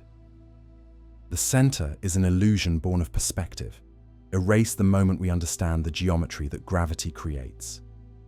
The universe, then, is a field of balance, shaped by forces that both attract and expand. Gravity's local precision and the universe's global uniformity are not opposites but partners in the same design. Each galaxy, each cluster, each filament is a local curvature in the grand fabric of space-time. Together, they define a universe that is rich in structure but free of hierarchy. Gravity ensures that there are countless centers, but none that rule them all. To understand why this balance persists, even as the universe evolves, we must turn to the interplay between gravity and expansion itself. The the cosmic tug-of-war that defines the shape and fate of everything that exists. Across the immeasurable breadth of the universe stretches a vast and intricate structure, a cosmic web of filaments and voids, where galaxies are strung like beads on invisible threads. It is the largest pattern ever discovered, and yet it reveals not a trace of a cosmic center.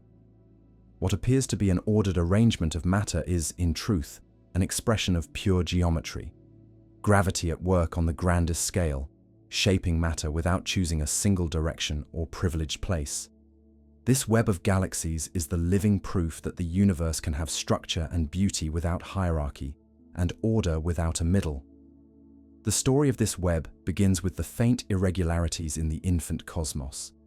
When the universe was still young and filled with hot plasma, there were tiny ripples in density, minuscule fluctuations in the otherwise smooth sea of energy. Gravity, ever patient and precise, amplified these ripples over time. Where matter was slightly denser, it pulled in more matter, deepening the well. Where it was slightly thinner, expansion pushed it farther apart. Over billions of years, this push and pull created the scaffolding of the universe.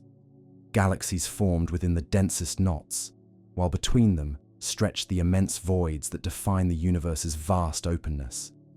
If we could observe the universe from far beyond the limits of our sight, we would see that galaxies are not scattered randomly, but follow an almost organic pattern. Thin filaments stretch across space for hundreds of millions of light years, converging at intersections where massive clusters reside.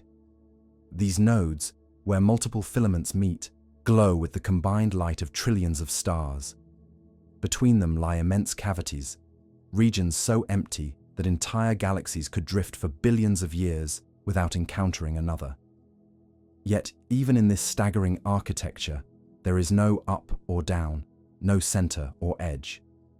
The web continues endlessly, repeating its motifs wherever one looks. The cosmic web demonstrates how gravity can organize matter without breaking the symmetry of space-time.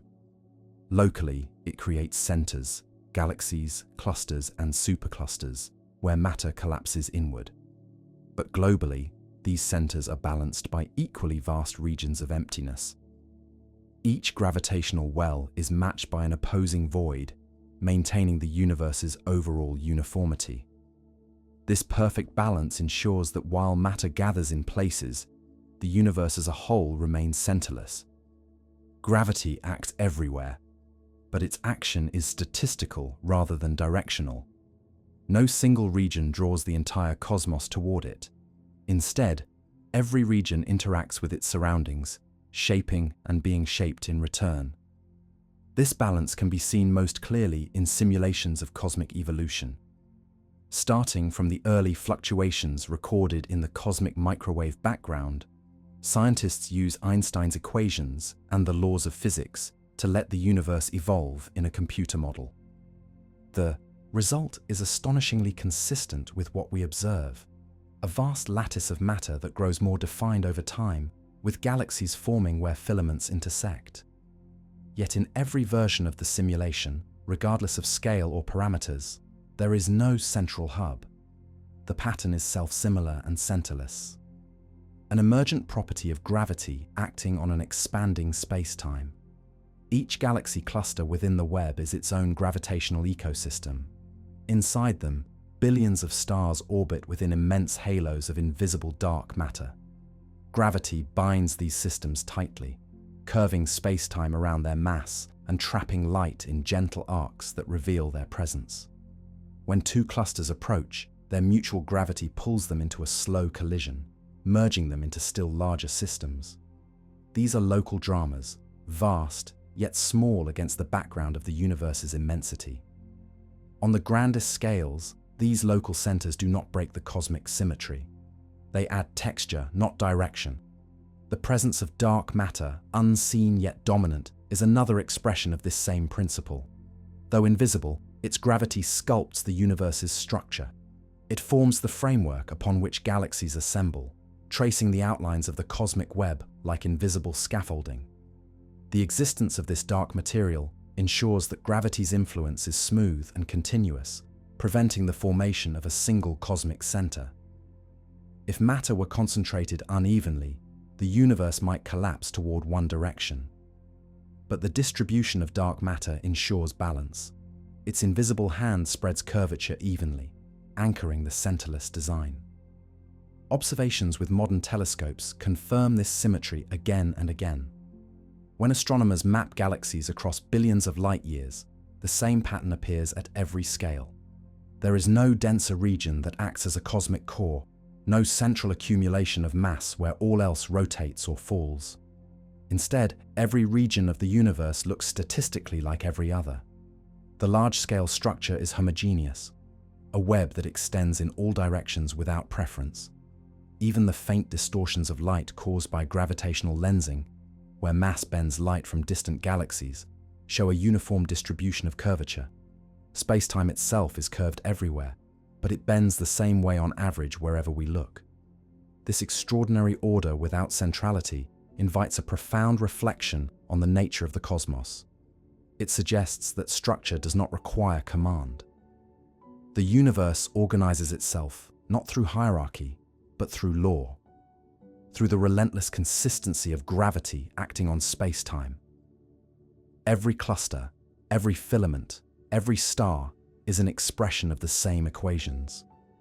There is no cosmic architect standing outside the system, no privileged point from which the universe was set into motion.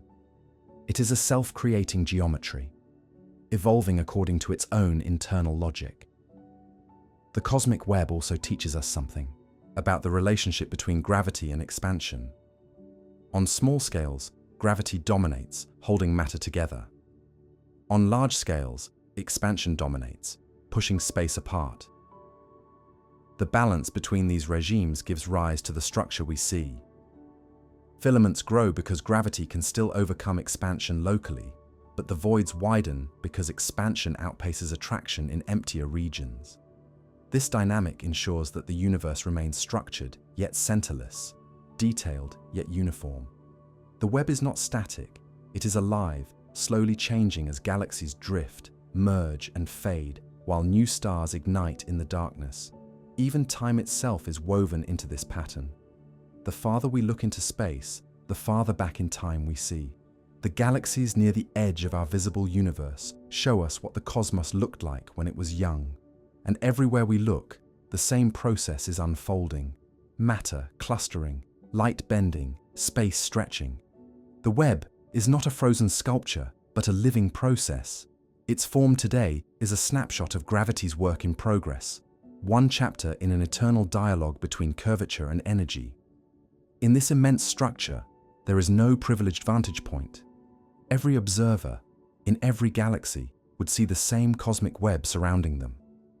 The universe looks the same in every direction, because it is the same in every direction, at least when viewed broadly enough. This property, isotropy, is what makes cosmology possible. It allows us to describe the entire universe with the same laws that govern our local region. It confirms that the absence of a center is not a trick of perspective, but a real feature of spacetime's geometry. The cosmic web, in its silent grandeur, embodies the unity of opposites, chaos and symmetry, attraction and expansion, local centers and global centerlessness. It is gravity's greatest creation, a masterpiece drawn in darkness and light, shaped by time and sustained by the laws of relativity.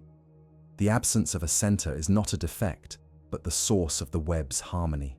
If there were a single heart of the cosmos, gravity's perfect balance would be broken. But there is none. The universe expands, curves, and evolves as one, an endless network of motion and light, where every point is equally part of the whole.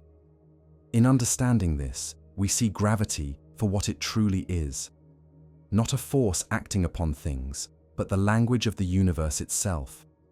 It speaks through geometry, through curvature, through the silent expansion of space. It builds a cosmos where order arises naturally, where beauty requires no center, and where the pattern of existence repeats infinitely, forever centerless, forever complete. The universe is a dialogue between two eternal principles, gravity and expansion. One draws together, the other drives apart. Gravity bends, slows, and gathers. Expansion stretches, cools, and disperses.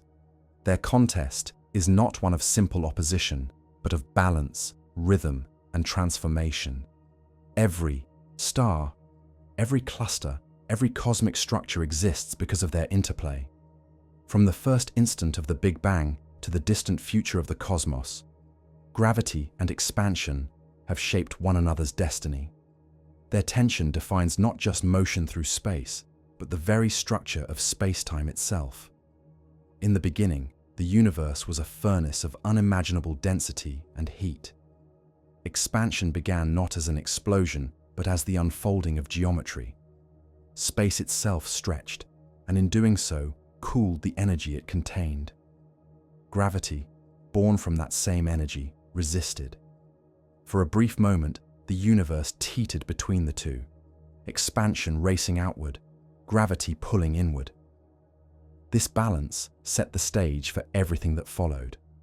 The expansion did not overcome gravity completely, nor did gravity collapse the cosmos. Instead, the universe found a state of equilibrium, where the overall geometry could evolve smoothly. As the universe grew, matter began to condense. Gravity, working with exquisite patience, gathered the primordial hydrogen and helium into clouds, and those clouds into stars and galaxies. Expansion, meanwhile, continued to stretch the distances between those galaxies. The two processes unfolded simultaneously, gravity building structure locally, expansion enlarging the cosmos globally. On small scales, gravity ruled. On vast scales, expansion reigned. This division of power persists today. The stars in a galaxy are bound together, immune to the stretching of space. Yet between galaxies, the expansion of space-time carries them apart at ever-increasing speeds. The subtlety of this balance lies in Einstein's field equations. These equations describe how matter and energy determine curvature, and how curvature defines motion. In them lies the secret of the universe's fate. When applied to the cosmos as a whole, they give rise to the Friedmann equations, which relate the rate of expansion to the density of matter, radiation, and energy. If the total density is high enough, gravity can eventually slow and reverse the expansion, leading to a cosmic collapse. If it is too low, expansion wins forever, carrying galaxies beyond one another's reach. For most of cosmic history, astronomers debated which destiny awaited us. The turning point came when light from distant supernovae revealed a startling truth. The expansion of the universe is not slowing down, it is accelerating. Instead of gravity gradually halting the cosmic growth, some unknown form of energy is pushing space apart faster and faster. This repulsive effect is not tied to any force or particle. It seems to be a property of space-time itself. Einstein once proposed such a term, the cosmological constant, to hold the universe steady. He later abandoned it, calling it a mistake. Yet nature has restored his idea in a new form, what we now call dark energy. Dark energy behaves like a pressure that exists everywhere, constant and uniform. As space expands, its influence does not dilute. It remains the same, driving expansion ever faster. Gravity, which depends on matter and energy density, weakens as those densities drop. Over time, this imbalance means that expansion will dominate completely. Galaxies bound by their own gravity will remain intact, but the voids between them will widen. The observable universe will grow darker and emptier as light from distant galaxies fades beyond our reach. The tug-of-war between gravity and expansion will end not in victory, but in separation, a quiet cosmic solitude. Yet even in this outcome, gravity's role remains profound. It continues to shape local structures, preserving islands of matter in the expanding sea. Stars will burn out, black holes will evaporate, and galaxies will drift apart. But each of these events follows the same rules of curvature and energy that governed the first moments of time. Gravity is not defeated by expansion. It is fulfilled. The universe does not end with its fabric torn, but with its curvature stretched thin, its geometry flattened by infinite expansion. The interplay between gravity and expansion also determines how we perceive the cosmos today. When we look at distant galaxies, we see them receding, their light stretched into red wavelengths. This redshift is not due to motion through space, but to the stretching of space itself. Each photon's wavelength elongates as the universe grows, a direct imprint of expansion on the fabric of light. Yet the same curvature that stretches light also focuses it, bending it around massive clusters through gravitational lensing. The cosmos reveals its story in both directions, expansion stretching the light, gravity shaping its path. At smaller scales, this tension plays out within galaxies themselves. Stars orbit their centers because gravity balances centrifugal motion. Too much expansion and galaxies would unravel, too much gravity and they would collapse. Even here, the balance is delicate. The same laws that guide the motion of galaxies apply to the entire universe, scaled upward. The cosmos is a fractal of equilibrium, gravity holding matter together locally, expansion pulling space apart globally. Each scale mirrors the others, and together they create the vast harmony we observe. Philosophically, this balance tells us something profound about existence itself. The universe does not favor collapse or dispersal, it sustains both. Gravity and expansion are not enemies, but partners in creation. Without expansion, gravity would have nothing to shape. Without gravity, expansion would be sterile and featureless. Together, they produce structure, time, and meaning. The same curvature that pulls matter inward also allows time to flow forward, and the same expansion that carries galaxies apart ensures that the cosmos remains dynamic. Existence, in this sense, is the equilibrium between these two tendencies, the infinite conversation between attraction and release. The current dominance of dark energy raises deep questions about the ultimate fate of the universe. If its influence remains constant, expansion will continue to accelerate indefinitely. In the far future, distant galaxies will fade beyond the horizon of visibility. The night sky will darken until only our local group of galaxies remains, gravitationally bound together, while all others recede into unreachable distance. In this lonely epoch, gravity will remain the master of the nearby, while expansion rules the vast beyond. The universe will grow cold and still, but its geometry will remain true to the same equations that governed its birth. It is tempting to think of this as a tragedy, a slow fading of cosmic light. But in truth, it is a triumph of balance. The laws that govern gravity and expansion are timeless, indifferent, and perfectly consistent. They reveal a universe that needs no external control and no fixed point of reference. The interplay between these forces is not a battle to be won, but a perpetual conversation. One that began at the dawn of time and will continue until time itself stretches beyond meaning. The absence of a center, the smoothness of expansion, the persistence of gravity, all arise from this balance. The universe does not expand away from something or collapse towards something. It simply evolves, guided by the curvature of space-time.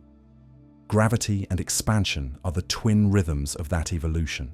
Their harmony ensures that no single point dominates the rest, that the cosmos remains self-similar at every scale. The universe is not ruled by one force or the other. It is sustained by the tension between them. And from that tension comes everything: stars, galaxies, black holes, light, and life. The cosmos grows and breathes because of the ceaseless dialogue between gravity and expansion. Together, they write the story of a universe that has no edge, no center, and no end. Only the infinite unfolding of geometry, the eternal interplay of attraction and release. There is a quiet irony at the heart of cosmology. The more we look outward, the more it appears that everything is moving away from us. Galaxies retreat in every direction, their light stretched into deeper shades of red as space expands. To an untrained eye, this might suggest that we occupy a privileged place, a special center from which all else recedes. Yet this appearance is an illusion, one born from the nature of expansion itself. The universe looks that way from every vantage point. No matter where one stands, the same pattern unfolds. Every observer, on every planet, in every galaxy, sees themselves at the apparent center of cosmic expansion. It is not that the universe revolves around us. It is that the geometry of spacetime allows every point to experience reality as if it were the middle. This concept can feel difficult to grasp because it runs against our everyday experience. In daily life, motion has a reference. We move away from something or toward it. But cosmic expansion has no external reference. It is not an explosion scattering debris through pre-existing emptiness. It is the stretching of space itself. Imagine a grid printed on a rubber sheet.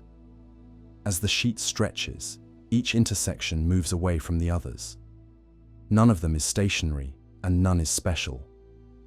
Every point sees all others receding. The same happens in three-dimensional space. Galaxies drift apart, not because they fly through space, but because the space between them grows. The result is that every observer, anywhere, measures the same relationship between distance and velocity. This relationship is captured in Hubble's law, one of the most elegant expressions of cosmic order. It states that a galaxy's recession speed is proportional to its distance. The farther away a galaxy is, the faster it appears to recede. This observation does not point to a center, it points to uniformity. If the expansion had a central origin, the pattern of speeds would depend on direction. Some galaxies would approach, others would flee faster. But the data reveal no such asymmetry. Every direction shows the same trend. The universe expands evenly in all directions, and every observer would find themselves seemingly stationary at the center of their observable domain. To understand why this is so, we must remember that the universe is not expanding into something, it is expanding within itself. The distances between galaxies increase because the metric that defines those distances changes over time. In this sense, expansion is a geometric property, not a motion through a medium. When we measure the redshift of a distant galaxy, we are not detecting the Doppler effect of movement through space, but the imprint of stretching space itself. Each photon's wavelength elongates as it travels, its energy diluted by expansion. This stretching accumulates with distance, so the farther a galaxy lies, the greater the redshift. The law that describes this relationship holds for all observers equally. If an astronomer on a distant world, billions of light years away, measured the same effect, they would find identical results. Galaxies in their sky would all appear to move away, with recession speeds proportional to their distances. They too would seem to occupy the center. Yet their center and ours are the same, because the universe has no privileged frame of reference. It is homogeneous and isotropic, the same everywhere and in every direction when viewed on large scales. This symmetry is not a coincidence. It is the natural consequence of Einstein's field equations when applied to an evenly distributed universe. Geometry itself enforces equality among all points. This principle carries deep philosophical meaning. It dissolves the last remnants of cosmic hierarchy. Humanity once imagined Earth as the center of creation, then the sun, then the galaxy. Now we understand that there is no center at all, not even a cosmic one. Every observer, no matter where they stand, experiences the universe as expanding around them. This is not an illusion of perspective, but a genuine property of space-time. In a universe governed by general relativity, expansion has no origin in space, only in time. The Big Bang did not occur at a location, it occurred everywhere simultaneously. The universe did not begin from a spot and grow outward. It began as a moment when the scale of space was zero everywhere at once.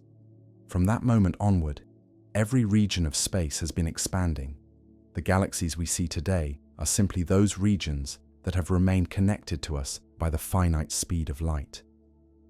The observable universe, the sphere of everything we can see, is centered on us only because light has had time to reach us from that sphere's edge. Another observer in a distant galaxy would have their own observable universe centered on them, overlapping ours, but extending into regions we will never see. Each observer's universe is centered on their own position in space and time, yet all of these centers are equivalent. There is no true middle, no universal origin point, only countless local perspectives within one continuous whole.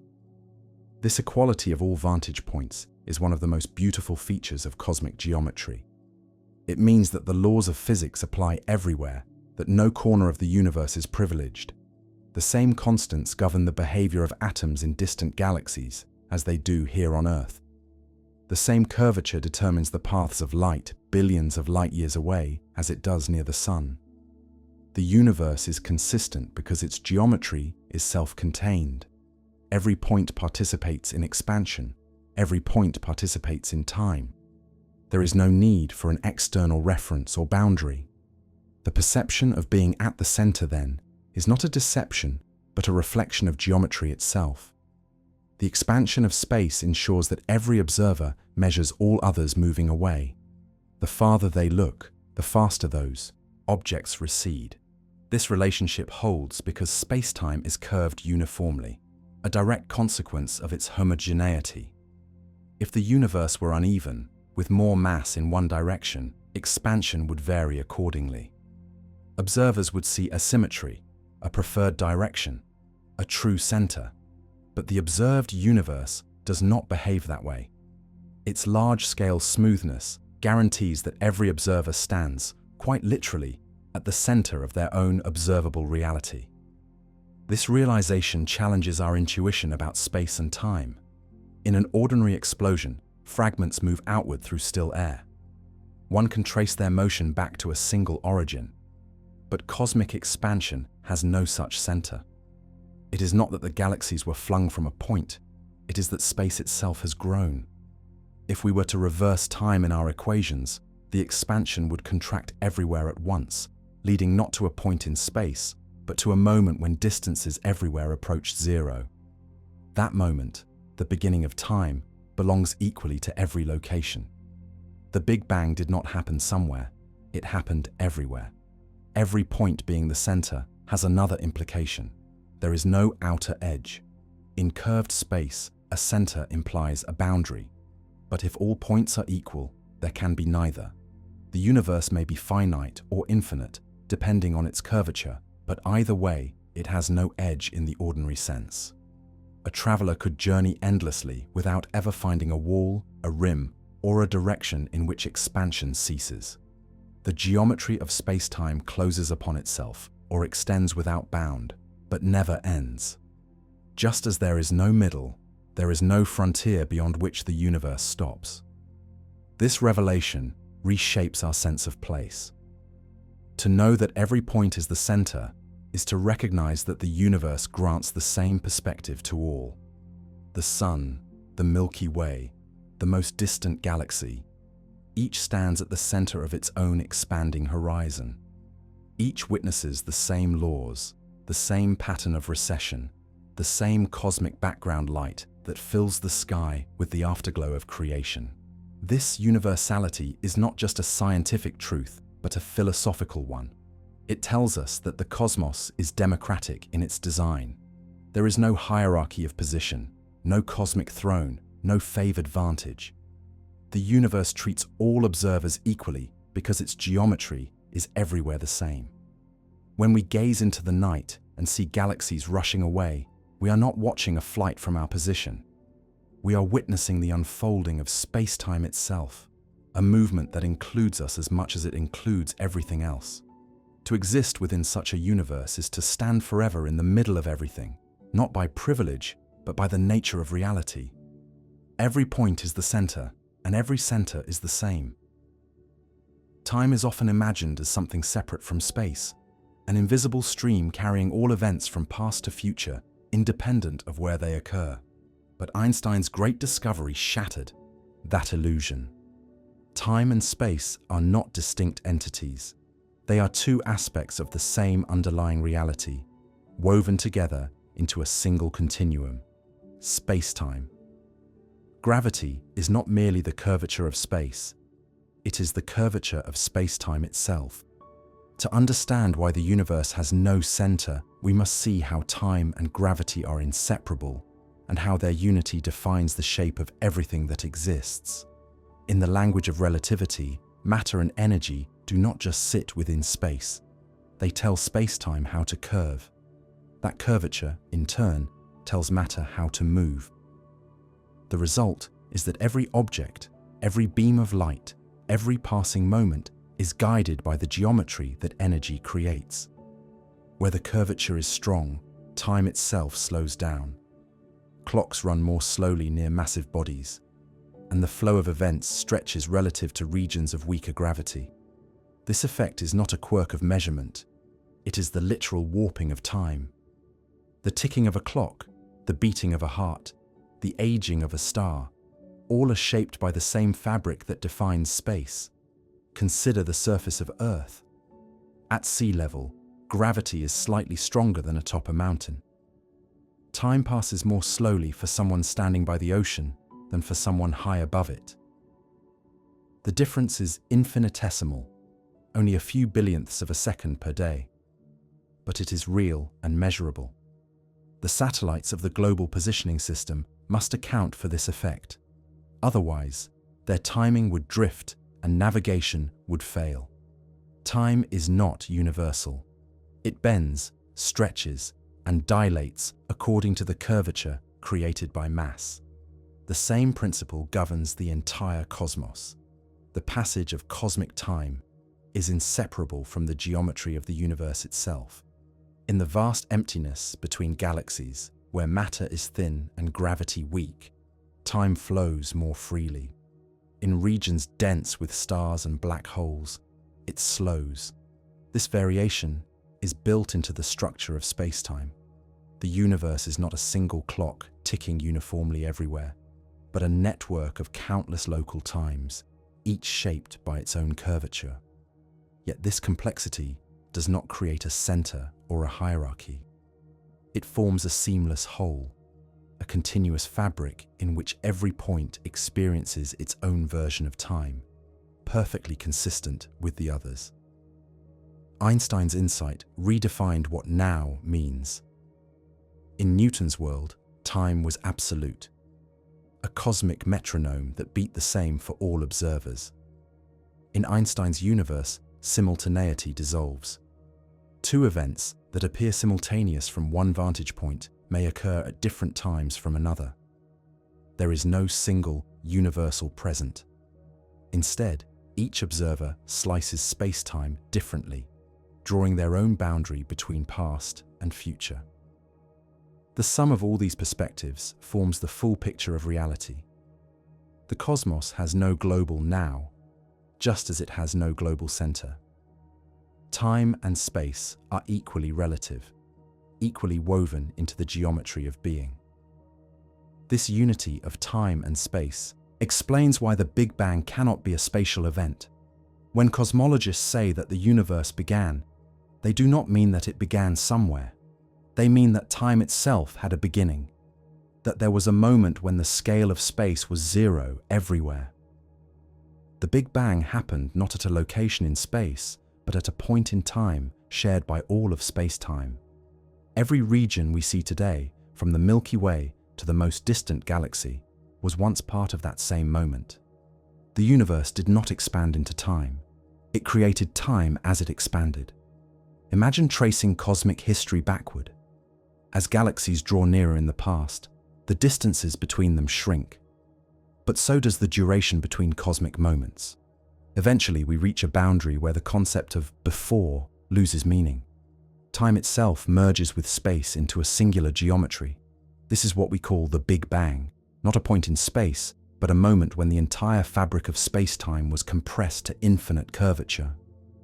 Every observer, anywhere in the universe, shares that same origin in time. It is this fact, more than any other, that eliminates the possibility of a center. In general relativity, gravity and time are inseparable because curvature governs both. Where space-time curves inward, time dilates.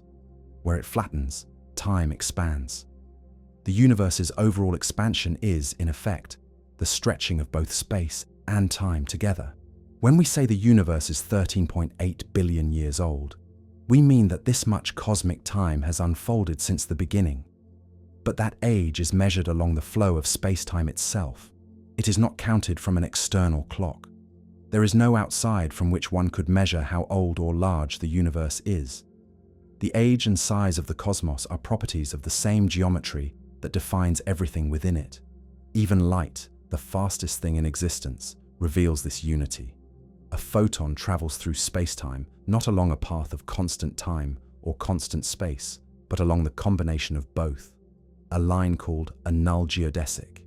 Its journey is dictated by curvature. As it passes near a massive object, both its direction in space and its progression through time are altered. It does not simply bend, it experiences time differently. The gravitational lensing that lets us see galaxies distorted and multiplied in the sky is a direct manifestation of this intertwining of space and time. Black holes embody this union to the extreme. At their cores, space-time curves so sharply that time effectively halts. The event horizon, the boundary beyond which nothing can escape, marks the point where the future itself bends inward.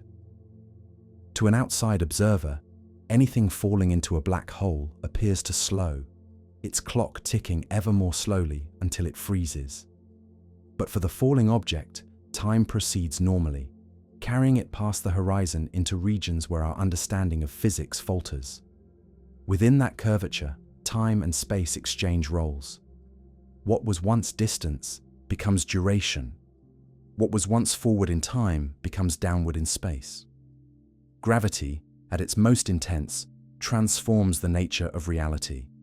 On cosmic scales, the same principle holds, though in gentler form. The universe's expansion is not just the stretching of space, but the evolution of time.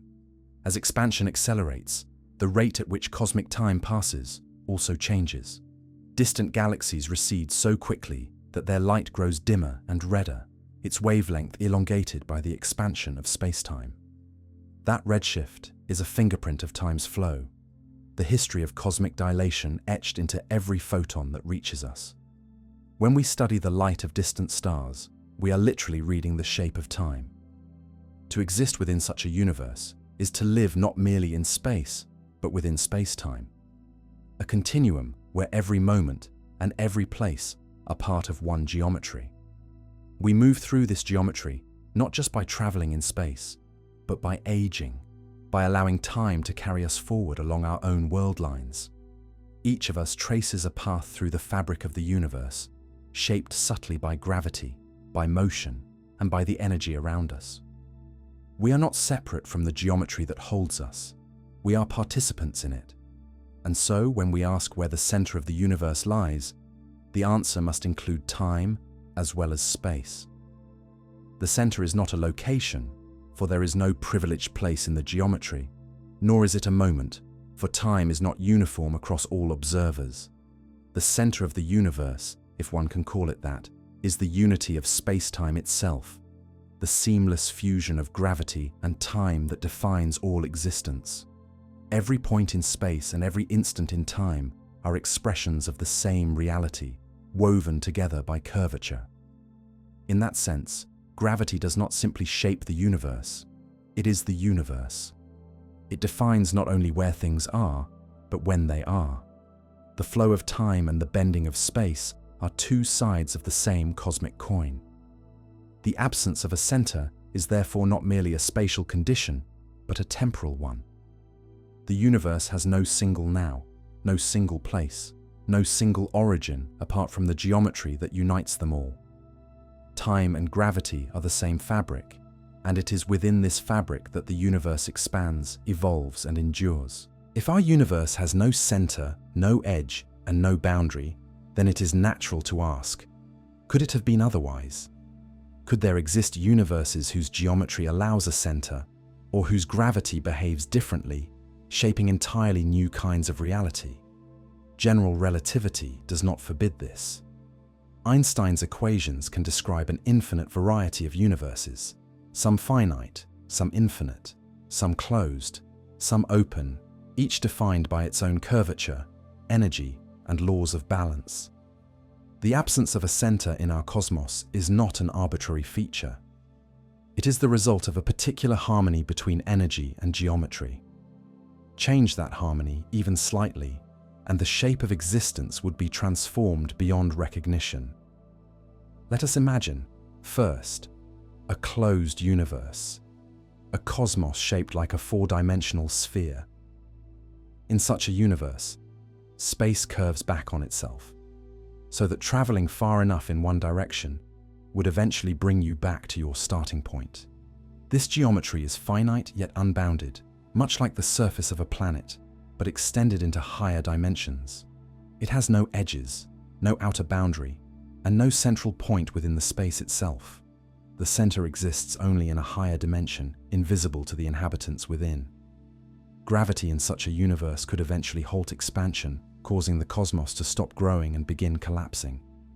All matter would draw together again, not toward a spatial center, but toward a moment in time, a great contraction mirroring the Big Bang. This scenario would give rise to a cyclic cosmos, eternally oscillating between expansion and collapse, its curvature pulsating like the breath of existence. Now, imagine an open universe, one in which space curves outward like a saddle. In this case, the universe would be infinite and unbounded, expanding forever, with gravity never strong enough to slow it completely. Every region would still see itself as the center of expansion, but the curvature would differ. Parallel lines would diverge. Triangles would have angles that sum to less than 180 degrees. Light would follow paths that never converge, and the cosmos would stretch endlessly, its geometry growing ever flatter as time passed. Such a universe would be cold, vast, and lonely, yet still without a true center. Expansion would continue indefinitely, leaving its galaxies adrift in the infinite night. There are also universes that might be neither perfectly open nor perfectly closed, flat universes, balanced delicately between the two. Ours appears to be one of these. Observations of the cosmic microwave background reveal that, to the best of our measurement, space is flat on large scales. This balance means that the total energy of the universe is almost exactly zero. The energy of matter and radiation is precisely offset by the negative energy of gravity. In such a cosmos, expansion continues forever, but its rate is governed by dark energy rather than by curvature. This flat geometry is what allows the universe to remain centerless while still forming complex structures. It is the cosmic equivalent of perfect equilibrium, where every force cancels without erasing the richness of form. But Einstein's equations allow still stranger possibilities. Suppose gravity behaved differently. If, for instance, its strength varied with distance in a way unlike the inverse square law. In such a universe, curvature would not distribute evenly. Regions of high density might exert disproportionate influence, creating cosmic centers where spacetime folds inward dramatically. Expansion could become uneven, with matter clustering around a true gravitational core. The cosmos might then resemble a vast whirlpool of spacetime, with everything drawn slowly toward a universal heart. Yet such a universe would lack the symmetry and stability of ours. Local differences would magnify over time, leading either to collapse or to chaotic fragmentation. Our universe's centerless nature, then, is not a limitation, but a condition for its endurance. Other theoretical models explore universes with additional dimensions, more than the familiar three of space and one of time. In these higher dimensional scenarios, what we perceive as gravity may be the shadow of curvature in unseen directions. Our entire universe could be a three-dimensional surface, or brain, embedded in a larger multidimensional space. In such a framework, there could exist other brains, other universes, each with its own laws of physics, its own geometry, and its own version of gravity. Some of these might possess centers from which expansion originates. Others might be twisted, looped, or even finite in size but infinite in experience. The equations of relativity and string theory permit these exotic constructions, though none have yet been observed. In some models, the laws of gravity themselves vary between universes. If the gravitational constant were slightly stronger, matter would collapse too easily, preventing the formation of stable galaxies and stars. If it were weaker, matter would never condense, and the universe would remain a thin mist of particles drifting forever. The exact balance we observe, strong enough to bind, gentle enough to allow expansion, seems almost miraculous. It produces a cosmos where structure and symmetry coexist, where gravity sculpts without conquering, and where expansion continues without tearing the fabric apart. In this delicate tuning lies the reason our universe can exist without a center. Cosmologists have also speculated about universes with entirely different metrics, geometries that do not resemble our familiar spacetime at all. Some might possess more than one time dimension, creating realities where causality behaves in unfamiliar ways. Others might have closed time-like curves, allowing loops in time itself, where events could, in theory, repeat or overlap. In such universes, the notion of a center might not even make sense, because time and space would no longer have the familiar relationship we know. Gravity in these realms would not pull or curve as ours does.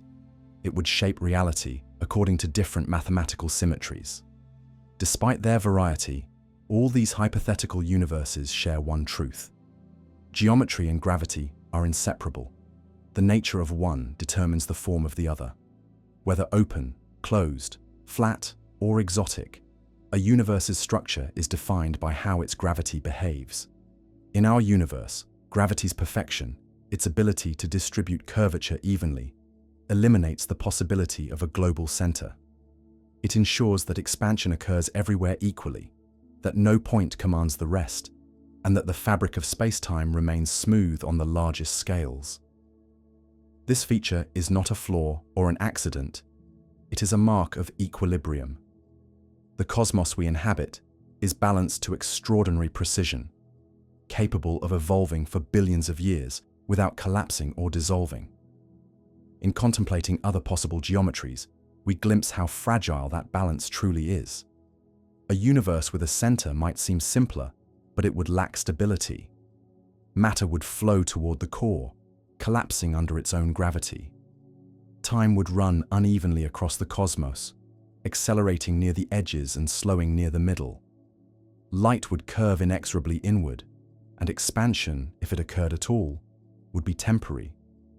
The very laws that sustain our cosmic symmetry, the constancy of gravity, the uniformity of energy, prevent such a fate. The absence of a center is the price and the gift of cosmic stability. Our universe, then, may be only one of countless possible realities, each governed by its own version of gravity. Yet ours is uniquely poised between simplicity and complexity, balance and change.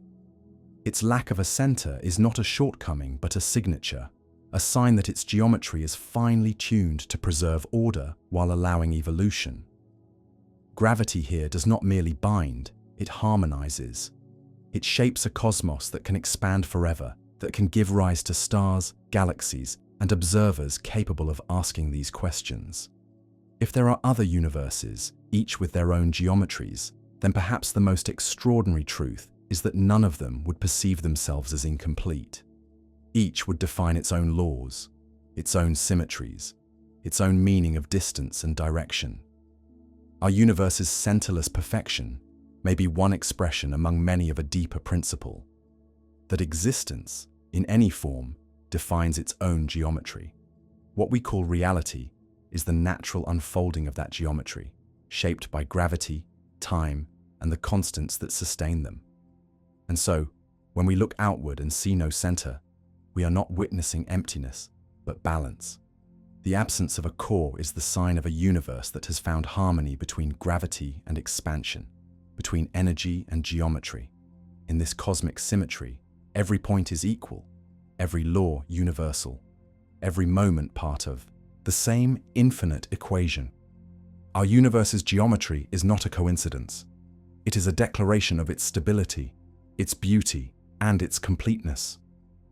When we look out into the night sky, we are gazing not merely into distance, but into time. Every star, every galaxy, every faint shimmer of light tells the story of an expanding universe that began everywhere at once. The deeper we look, the farther back in time we see, until at last we approach the faint afterglow of the Big Bang, the cosmic microwave background, the oldest light in existence. It comes from every direction equally, whispering a truth that transcends intuition. The universe has no edge, no preferred location, and no center. The geometry of existence itself ensures that every point stands in perfect symmetry with every other. This symmetry is not a simple stillness. It is dynamic, alive, unfolding through time. Gravity, the shaper of space-time, gives the universe its structure while allowing it to expand without anchoring it to a middle. Expansion is not a journey outward from a point, but a continuous stretching of the fabric of reality. If we were to rewind cosmic history, the galaxies would not collapse into a single spot. Instead, all of space would shrink uniformly until the distances between all points approached zero simultaneously.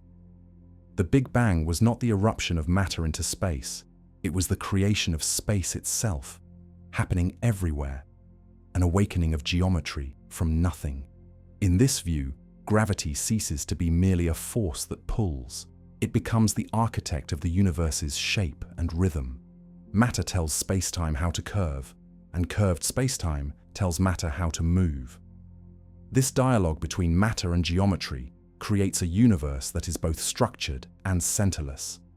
Every galaxy, every cluster, every filament in the cosmic web is the result of gravity's local artistry, yet the entire composition obeys the same law of balance. The universe is not expanding into anything, it is expanding within itself. Its fabric stretches smoothly, carrying galaxies apart like beads on a rising tide of space-time.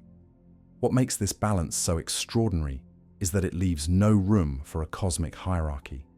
The same equations that govern the fall of an apple also describe the motion of galaxies. The same curvature that bends starlight around the sun defines the shape of the universe on the largest scales. There is no special vantage point, no cosmic center that commands the rest. Each observer, wherever they stand, finds the same laws at work, the same background radiation surrounding them, the same pattern of galaxies receding. This universality is not an accident, but a consequence of geometry itself. Even the cosmic microwave background, the oldest remnant of the universe's infancy, confirms this symmetry. Its faint glow fills the sky with almost perfect uniformity. Tiny variations in its temperature mark the seeds of future galaxies, but on average, it is the same in every direction. This isotropy proves that the universe has no preferred center or edge. The pattern of light left behind by the Big Bang reaches us equally from all sides, because the event that produced it occurred everywhere at once. Every region of the cosmos shares the same beginning, the same expansion, and the same destiny. As the universe evolves, gravity and expansion continue their endless interplay. Galaxies cluster into filaments, forming the grand architecture of the cosmic web, while expansion stretches space between those clusters. The result is a cosmos both intricate and simple, intricate in its local structure, simple in its global symmetry. The absence of a center allows this balance to persist. If there were a true middle, expansion would not be uniform. Gravity would draw matter preferentially in one direction, distorting the fabric of space-time. Instead, the cosmos expands evenly, guided by the same curvature everywhere. Its centerless nature is the very condition that makes its beauty possible. The philosophical implication of this is profound. The universe does not revolve around anything. There is no absolute reference point, no fixed origin. Every observer is equally central to their own horizon, equally part of the unfolding story. The cosmos grants the same perspective to all who look out into it, from every corner of space and every moment in time. This equality is not symbolic, but literal, built into the geometry of spacetime itself. It means that no place, no species, no moment in the grand arc of time is privileged above another. To live within such a universe is to exist at the center of everything, and yet to understand that every other point shares that same privilege. The symmetry of the cosmos reflects a deeper truth about existence. That meaning is not assigned from above or beyond, but emerges from within. The universe has no single origin in space, but it is rich with origins in time. Every star that ignites, every planet that forms, every consciousness that awakens represents a local beginning. Creation happens continuously, everywhere, sustained by the same laws that have shaped the cosmos since its birth. In this sense, the absence of a center is not emptiness, it is fullness. It means that the universe is self-contained, needing no outside to define it. It grows, evolves, and structures itself according to laws that apply universally. Gravity does not pull us toward the center of the universe because there is none. Instead, it holds us within the geometry of space-time, binding us to our star, our galaxy, and our local cosmic neighborhood while leaving the greater universe free to expand. This is not a contradiction, but a harmony, the delicate equilibrium between attraction and expansion that defines existence itself. Over billions of years, this balance has allowed stars to form, planets to emerge, and life to arise. Every atom in our bodies was once part of the early universe's glowing plasma, dispersed evenly throughout space. Through gravity's patient hand, those atoms gathered into stars, fused into heavier elements, and scattered again in supernovae, eventually coalescing into new worlds. The very structure of life reflects the structure of the cosmos. Patterns of equilibrium, repetition, and growth emerging from simplicity. The same geometry that keeps galaxies apart keeps us bound to Earth, and the same space-time curvature that shapes cosmic expansion also shapes the flow of time we experience. To understand that there is no center is to recognize that we are participants in the universe's symmetry. We are not outside observers looking in. We are part of the fabric itself. Our motion, our time, our existence are inseparable from the curvature that defines the whole. The absence of a universal center does not make us insignificant. It makes us integral. The same laws that govern the largest structures in the cosmos govern the smallest particles within us. We are, in every sense, made of the same geometry that holds the stars. As the universe continues to expand, its future will depend on the balance between gravity and dark energy. If the repulsive influence of dark energy remains constant, galaxies will drift ever farther apart, and the night sky will grow emptier with each passing epoch.